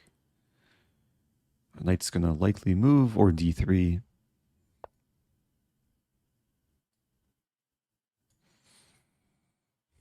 So white's threatening to play knight f6 and win my queen. So, okay, bishop e6, defending the queen, developing. And we'll trade queens, defend the pawn. I think f6 is nice, restricting the knight and the bishop. Yeah, for the most part, I've been accepting challenges at random. And there's a lot of demand, so taking it game by game. All right, here, something like g5, g4. Yeah, let's go for g5. It's another queenless middle game. I had a slightly more boring queenless middle game a few games ago. This one I think is more exciting because I have the bishop pair, I have more space. I can try and attack even without queens on the board, like f5. h5 coming, f4 maybe coming.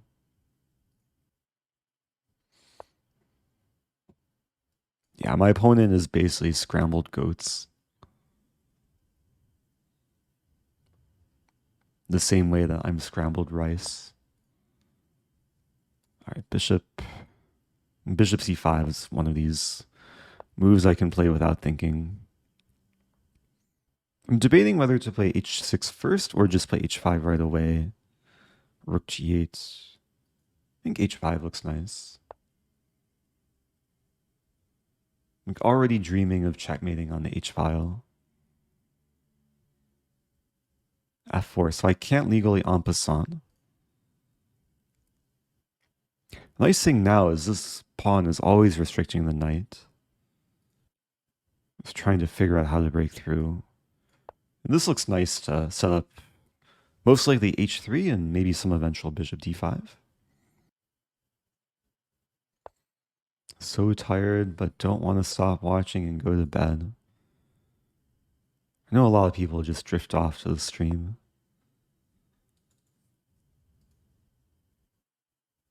You might want to stay awake at least a few more moves.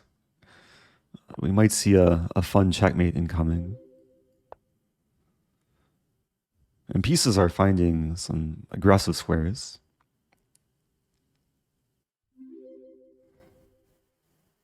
we do drift off to sleep. But then the rook. The rook. Can I sacrifice my rook? I want to sacrifice my knight and or my bishop.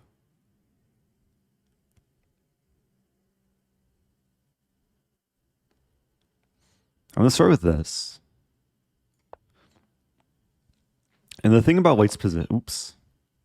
I just blundered the thing. I was going to say white's like completely stuck, but now all my things are shish kebabbed. Do I take? No. I think I just play this. Okay, I'm sacrificing the rook. Also known as blundering the rook. I guess I still maintain the pawn here.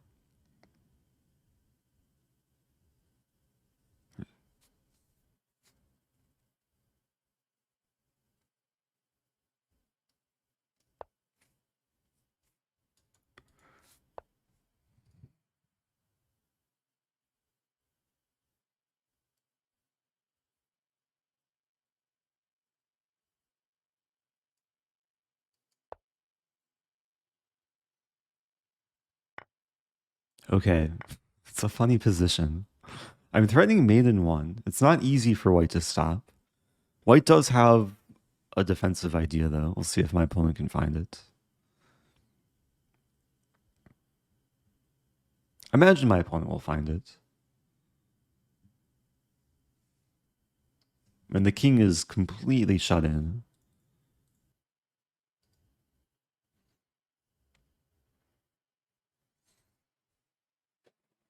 Yeah, the way to find the defensive idea for white is to look for offense. As if you're just like focusing in this quadrant, you can miss this move. But my opponent does find it, and now we're going to see this move. And the funny thing is, now that the rook is covering the h-file, it's given up its guard along this rank. And I can play rook f7. And now I'm threatening this checkmate. And even though there's a rook on a1, the knight's in the way, and it's blocked in by its own pawns. And knight f3. I guess it's not over, though. This takes... Do I want to take with rook? I should take with pawn. And now bishop d5.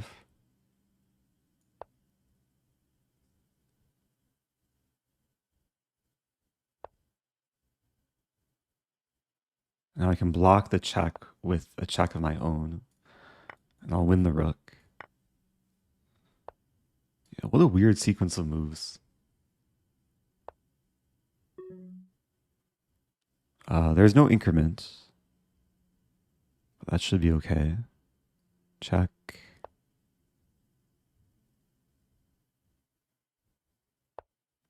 Now here. Rook h7 is checkmate regardless. Ooh, or not. Okay.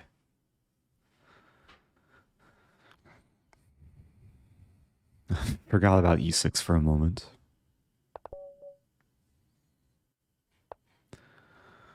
Okay, that was a fun game.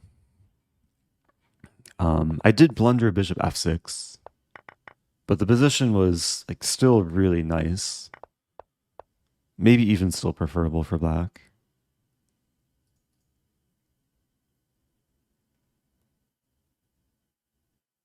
Yeah, but the valuation went from -5 to -1 point something.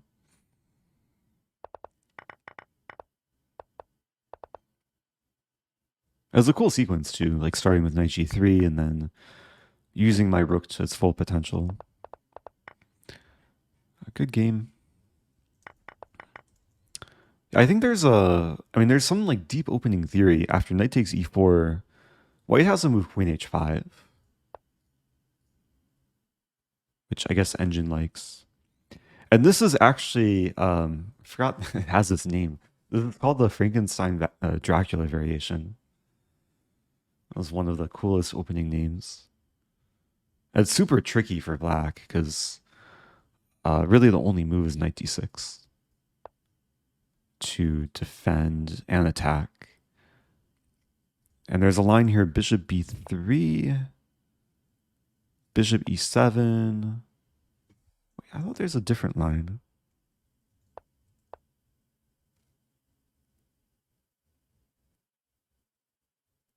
I thought there's some line with knight b5. Maybe I'm wrong. There's a knight c6. Maybe it's knight c6.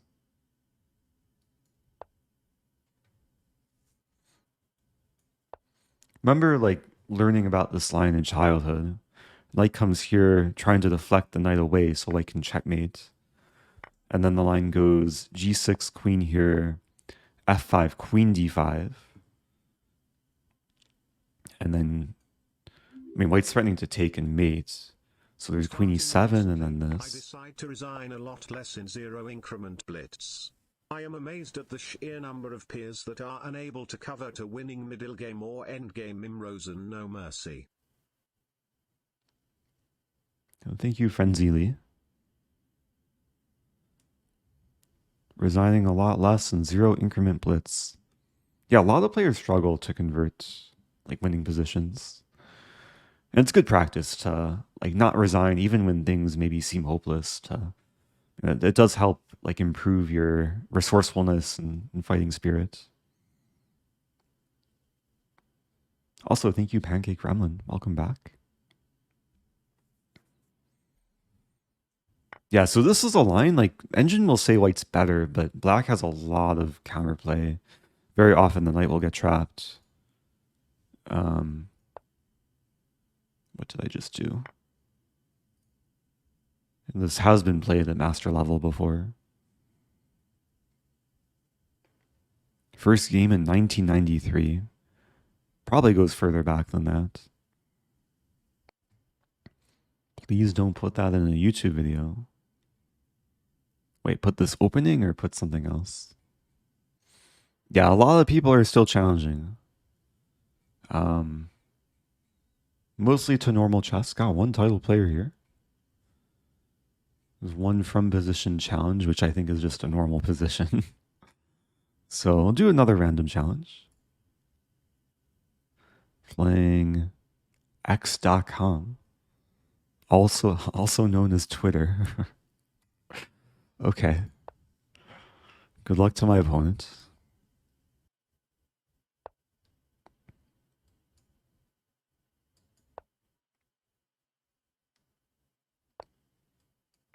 Are we going to see Stafford Gambit? Okay. Let's refute the Stafford Gambit. No mercy. I'm going to play exactly the line that we looked at. Let's see how much my opponent knows.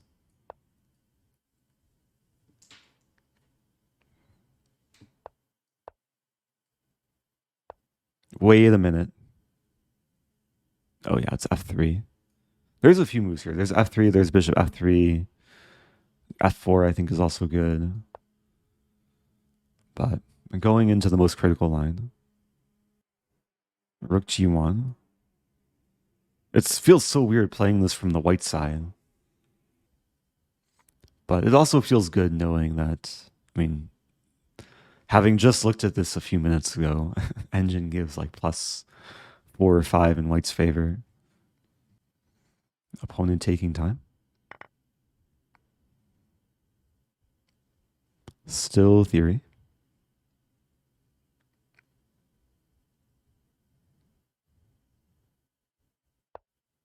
This is rated Blitz, so my opponent is provisional.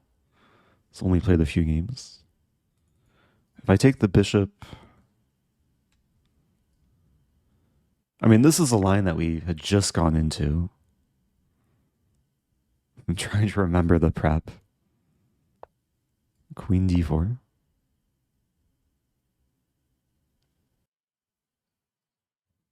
I feel like the what's the other line? Jonathan played against Stockfish. I'm actually curious if my opponent will play the right move here. The right move here is like very hard to find. Yeah, the right move is bishop c4. I guess knight e5 also has some merit. Like black is threatening to take and take. But after bishop f4, I mean, basically covering all the threats and attacking the knight.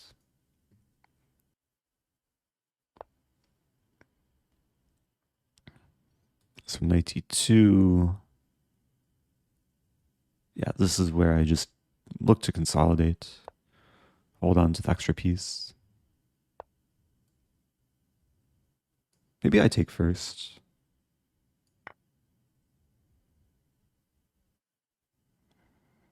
If rook takes, I don't mind trading queens. Thank you, Wallright, gifting to Paper Master.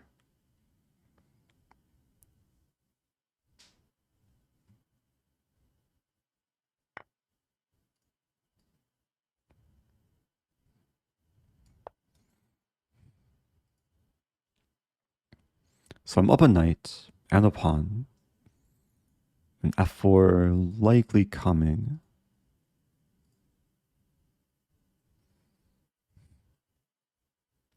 I mean, of course, queenside castle also on the horizon, but I think now f4 is winning more material.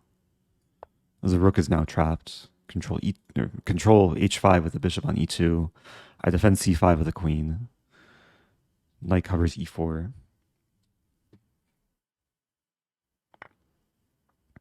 Ooh.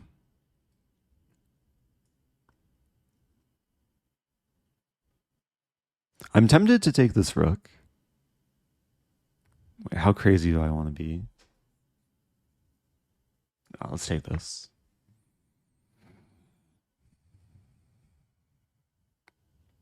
Yeah, so basically, all I can do is castle, which does a bunch of things. Gets my king safe, unpins the bishop, threatens checkmate in 1, also threatens bishop d3 to skewer the rook and queen.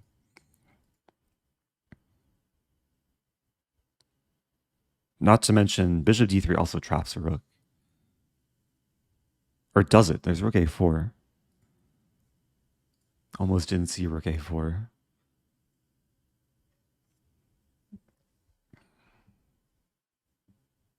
So I guess black does have this move, which doesn't lose anything immediately. There's a nice line, queen f6, rook h1, threatening mate in 2.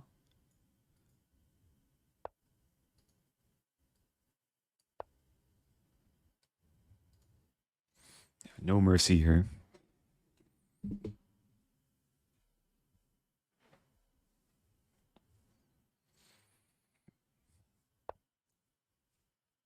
I do feel a little bit bad, like being so cruel to the Stafford Gambit. But hopefully this serves as a good lesson. Like how to punish the Stafford.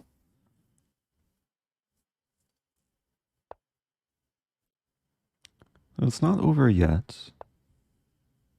I'm getting closer.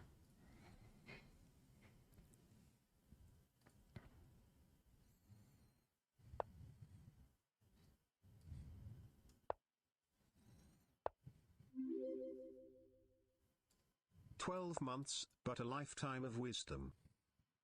Thank you, Vlad. Welcome back. Happy 1 year.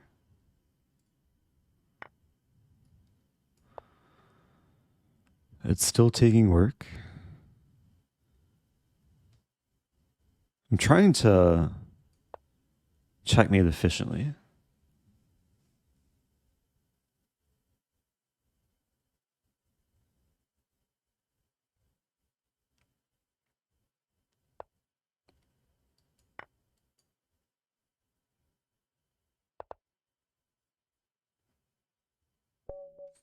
Okay.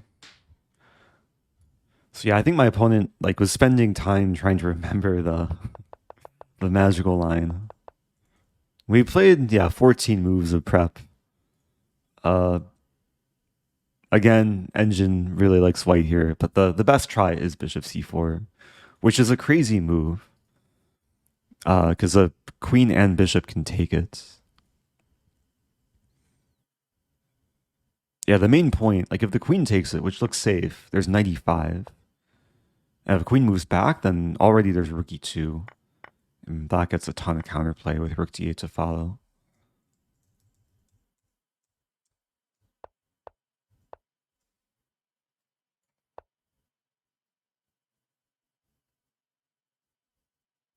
I should also note taking the queen doesn't work because mate in 2, rook e2, knight f2 checkmates.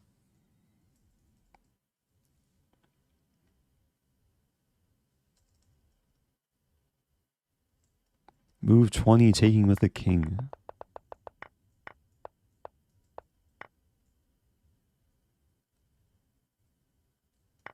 I didn't consider that. It does allow rook takes e4, but yeah, it's also winning for white. So I wanted to preserve casting rights.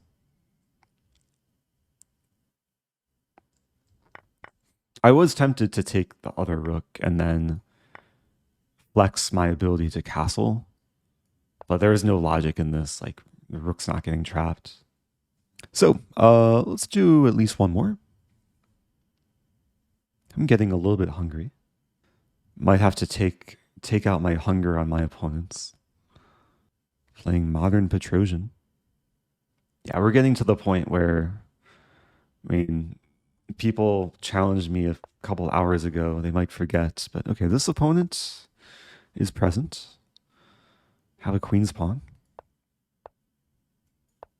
I think this is the highest rated player I've played thus far.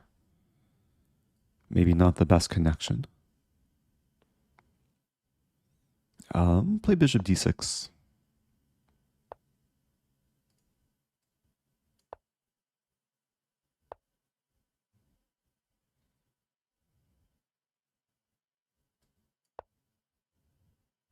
Oh yeah, Pablo, feel free to send me a message in Discord or Whisper.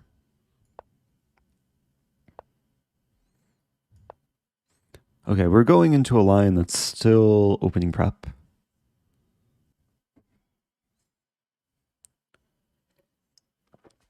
There is a trap in this variation, which a lot of players have fallen for before, which is castling would walk into bishop h2.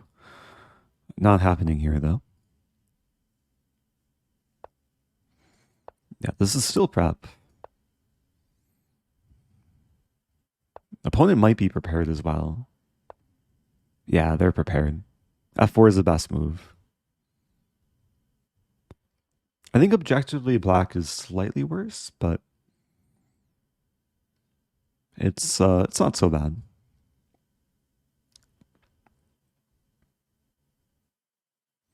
The plan is actually to put the bishop back on e7 and then to do things on the queen side. Like one plan is b5, b4.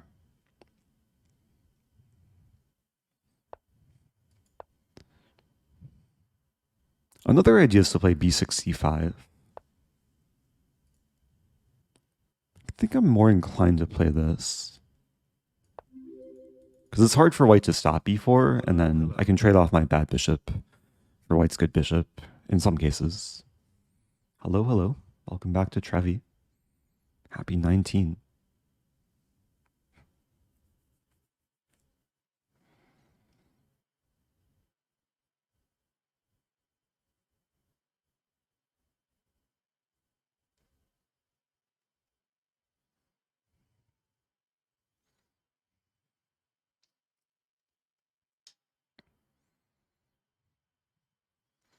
So some time advantage. I mean, this is basically the extent of my opening preparation. I don't think I've studied this exact position, but I've definitely have looked at these ideas before with the engine. It's possible maybe white should have done something a bit different, like keep the bishop here and gone for some g-pawn push.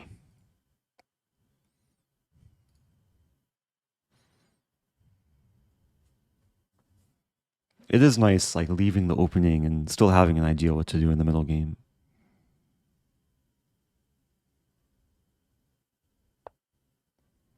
Pawn e4.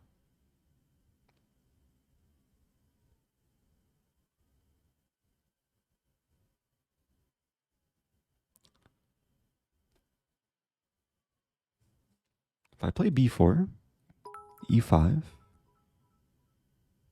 take, take, take, take.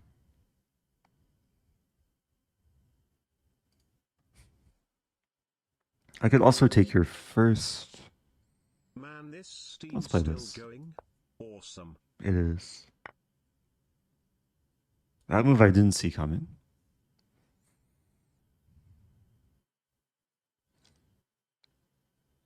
I mean, if I take, take, take.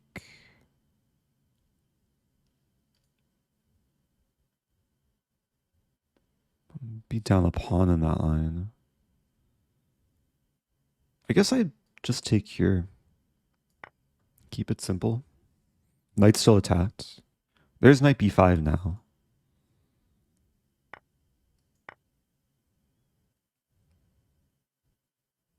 Maybe like queen. Okay, definitely not queen b6 here. Bishop d7. Kind of like the idea of knight e4. Like, white can't take twice because then the knight hangs. I'm also discouraging knight c5. And I hit the bishop.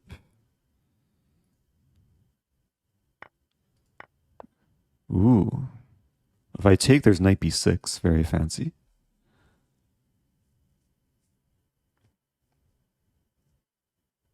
And there's a crazy line. Queen d5, knight b6, queen d3, take, take, take, take, take, bishop a6. Hitting the knight and the rook. Let's go for it.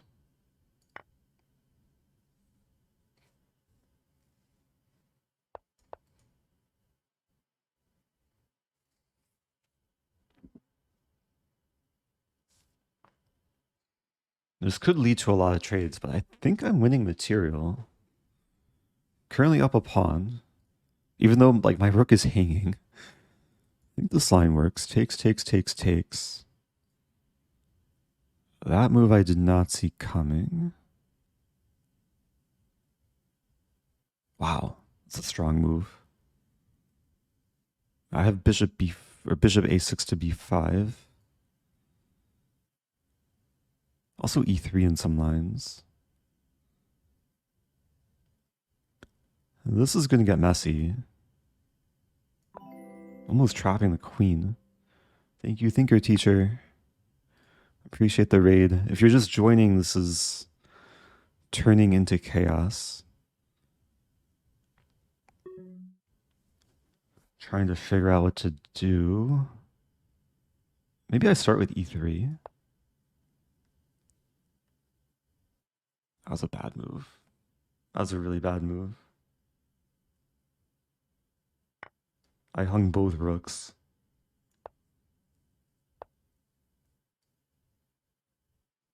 Is there any life?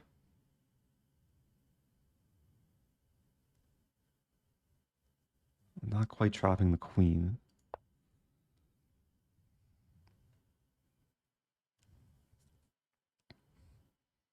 I'm just down 2 rooks now. What is this?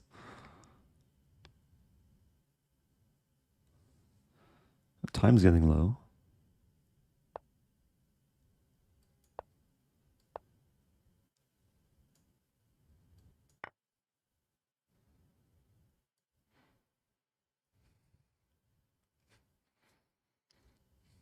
So I'm down 2 rooks for a bishop.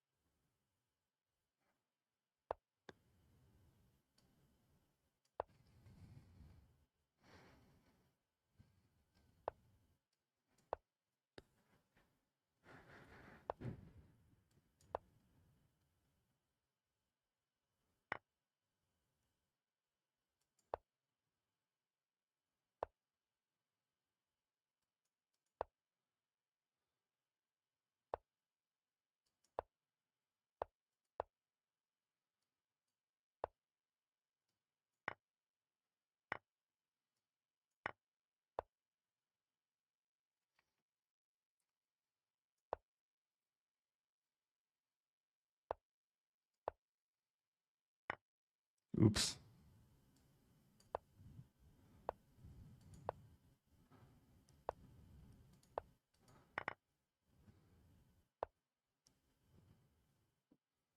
This isn't good.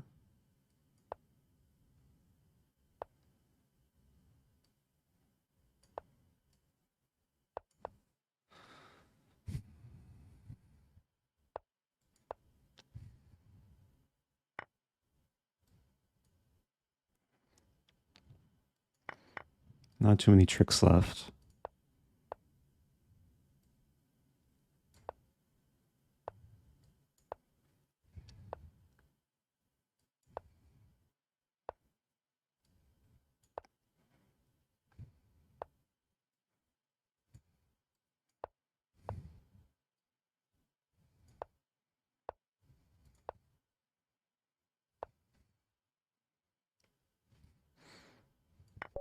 Okay, no stalemate tricks either. Good game. I hung both rooks. But it's still a fight. It felt like around here there was a lot of compensation. But I think white played well to like neutralize. I don't think I was ever had like concrete chances though. Like white just kind of weathered the storm, kept surviving. But even until the last moment, like if rook takes here, then knight g3 saves me. Yeah, when I played bishop a6, I saw my rooks defend each other. But after knight takes a8, I just kind of forgot that this rook is now attacked. Amazingly, the engine says it's okay for black. I have to start with rook c8. Oh, rook c8, I just win the knight. Here and then take. And then there's comp. Okay, good game. Yeah, this whole line is probably, there's been some games before. F4 is the best move. It's like definitely opening prep. The famous game is between Moisenko against Kasakorli, which went pawn e4, which is a bit more natural looking to threaten the fork. But this loses to knight f takes e4 and then knight takes h3. And this position is just crushing for black.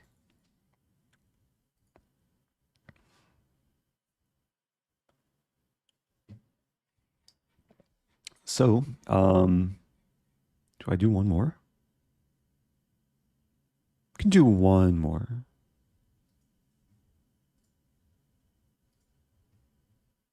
Playing KarlisBergs. Never played before. Good luck to my opponent.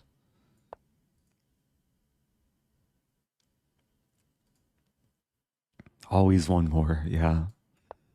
If it was always one more, I'd probably be here for a long time. Okay, Ponziani. It's been a while since I played the Ponziani.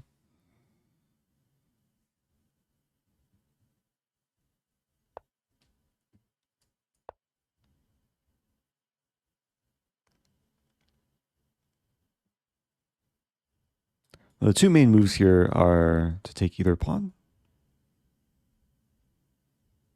And this is probably one of the most common positions to get from Ponziani. I'll play queen b3, attacking the knight. And the only good move is knight b6. Knight e7, I feel like I've encountered this before. There's something like bishop c4 and knight g5. Oh, knight g5, there's knight takes e5. Yeah, I think bishop c4 is already a big problem for black. Because black wants to play d5 to block the battery, but then I'm en passant. And then I'm hitting the knight and still hitting the pawn. So goes to show the venom of the Ponziani.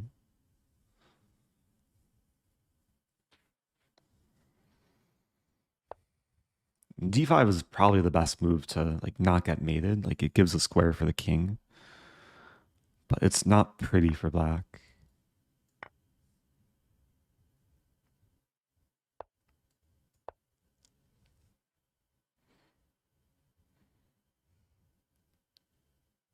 I guess it is still equal material.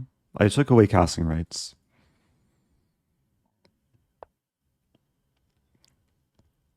Not sure if I want to win the pawn.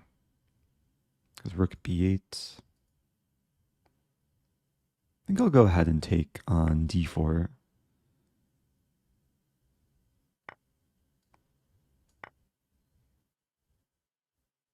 Yeah, liquidating a little bit in the center. Now I am up a pawn now.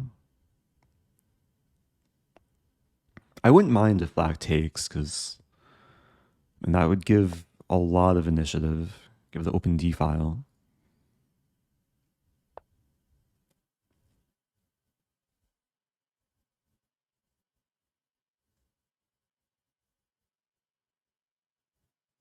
I'm considering knight e4, like to provoke black to take. But yeah, maybe just bishop e3. Like preparing knight e4. Thank you, Namron. The first time prime.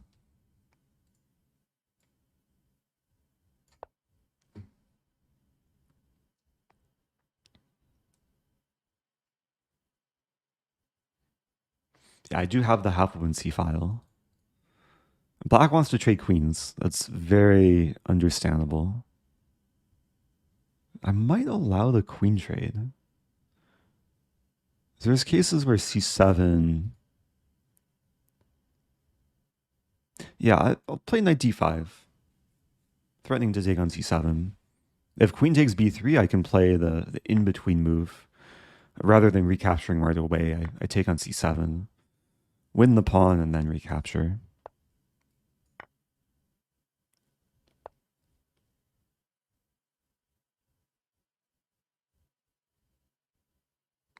That's a good move. Because not only does that attack, like it threatens to take my knight and then take my rook, it's essentially cutting off my rook and trapping it in some way. I have options here, though. I have bishop e6 to meet takes with check. I also have bishop takes g6. I also have knight b6, which looks weird, but maybe playable.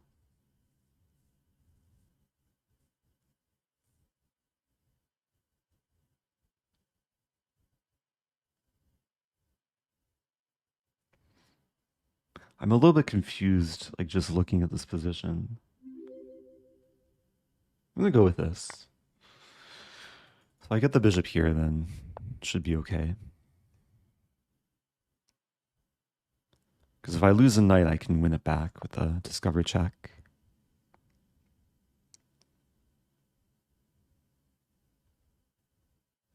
Now I can move the knight.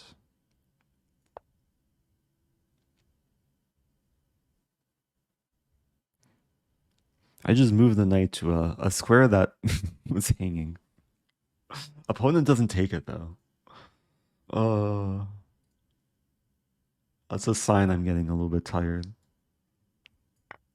Now I think the tactics are in my favor. Opponent trusted me. I mean, if bishop takes b4 was played, I think I would have been in a bit of trouble. But now it's black who's in trouble.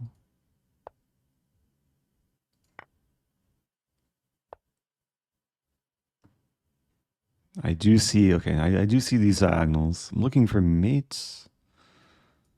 Maybe I'll get some b5 checkmate.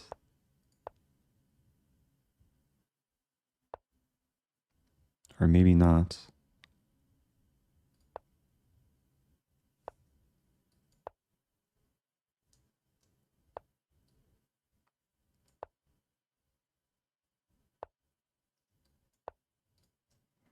Okay, I have 3 rooks. But, okay. Had to go for the pawn checkmate. Oh, I should have gone for the knight cube. Yeah, every pawn is a potential knight. And every 4 pawns is a potential knight cube. Has a viewer won tonight? Yes. I lost how many games? Lost a couple of games, right? I lost one game. Oh, I drew one game somewhere. Had that one stalemate. Couple of boarded games too. Hi Eric, nice to see you live. It's good to live. Welcome back to Novo Manish. Welcome back Kavita as well. Do I do one more? Always one more, right? Could do one more. People have been waiting a long time. One more. One more, okay. Happy 2 years to Kavita. Good to see you. Hope you're doing well.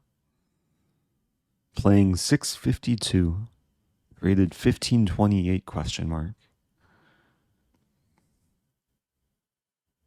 Oh, go for the trophy. Yeah. I discovered earlier this stream that I have 61 out of 62 Rosen trophies.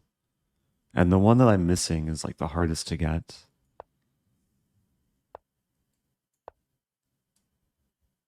Okay, getting a Stafford Gambit. My toddler ate an apple core today. Think he's Ooh. ready to learn the Stafford soon?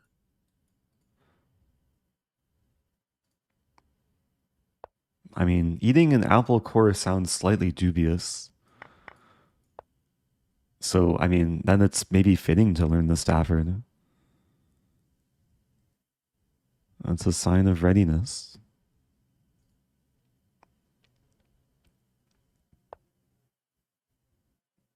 But is the Stafford Gambit the equivalent to eating an apple core in chess?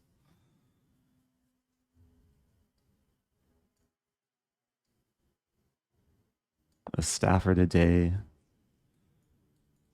keeps opponents away, or keeps our rating away.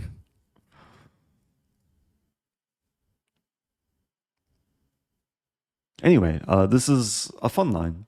There is a cool trap in this line that unfortunately we're not going to see. I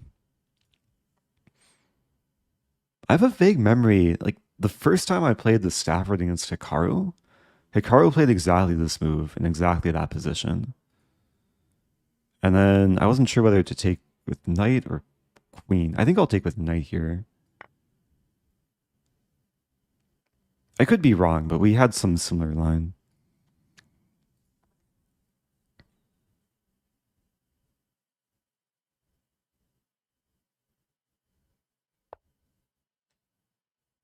Ooh. So my queen's attacked, and it's tied down to defending the knight. If I take the pawn, then king d1, and then my knight and queen are still attacked. But then I move back. And then king e2. It's like bishop g4 doesn't really work in these lines. It might be better just to play queen h6. It's an interesting move, though.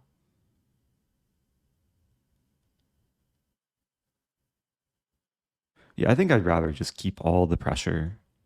Still threatening this. Bishop g4 still looming.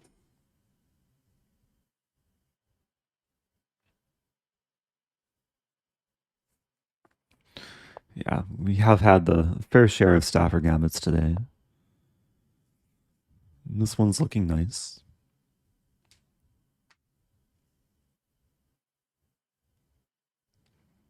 So now queen's attacked and defending c2.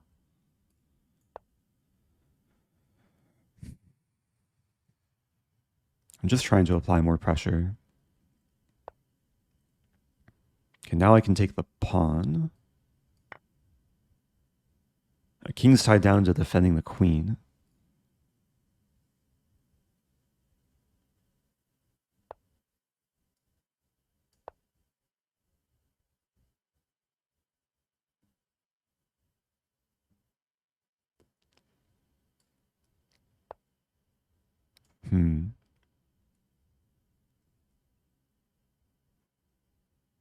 Maybe he just takes. And f5 on tap.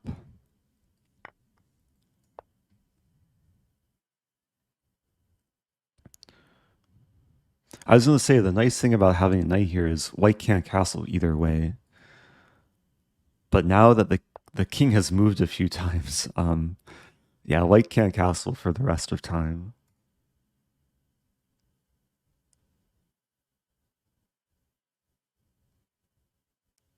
Taking doesn't work.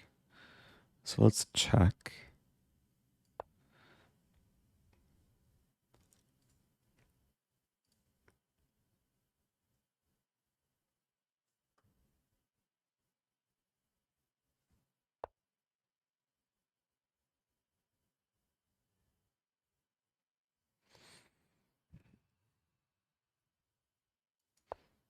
Never mind. Repeating. I want to play f4.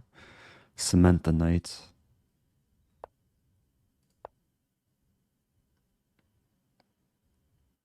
The knight is so good in the opponent's territory like this. We can call this an octopus. Has 8 tentacles. The one downside of having the pawn here is I don't have the file for the rook, or the open file. But maybe at some point I can look to push the pawn.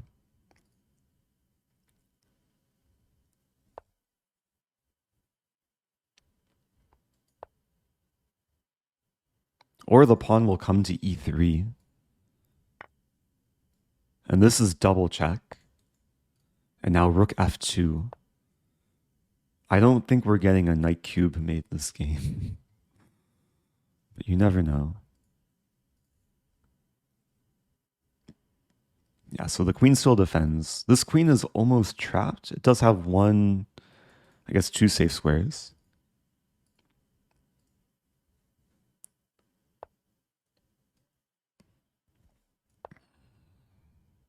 I'm losing this pawn.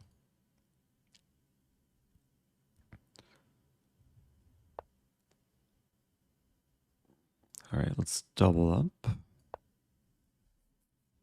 I do have to watch out for my back rank. The pawn has converted back into an f-pawn.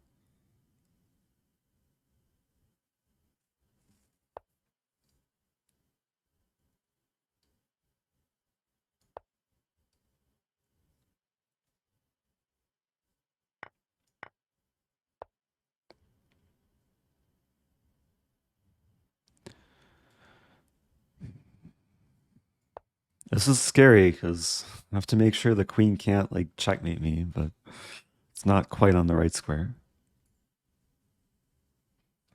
Maiden 1 is being threatened.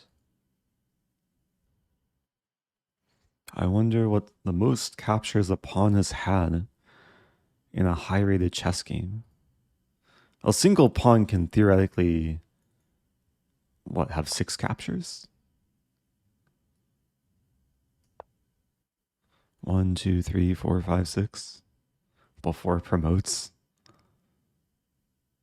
Like with every capture, you get a little bit closer to queening. Oops, meant to play rook h1 there.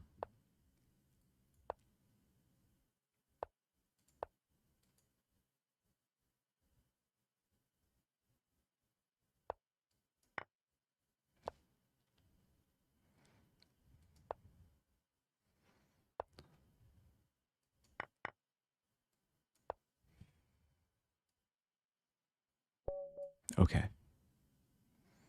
The knight cube mate was possible still, but my opponent was flagging. Okay. So I think I'm going to wrap things up. It's been a fun stream. Do I do one more? I'm hungry. It's time for food. I do appreciate everyone tuning in. Appreciate all the nice vibes. I still do have 25 pending challenges, but I'll have to wait for another day.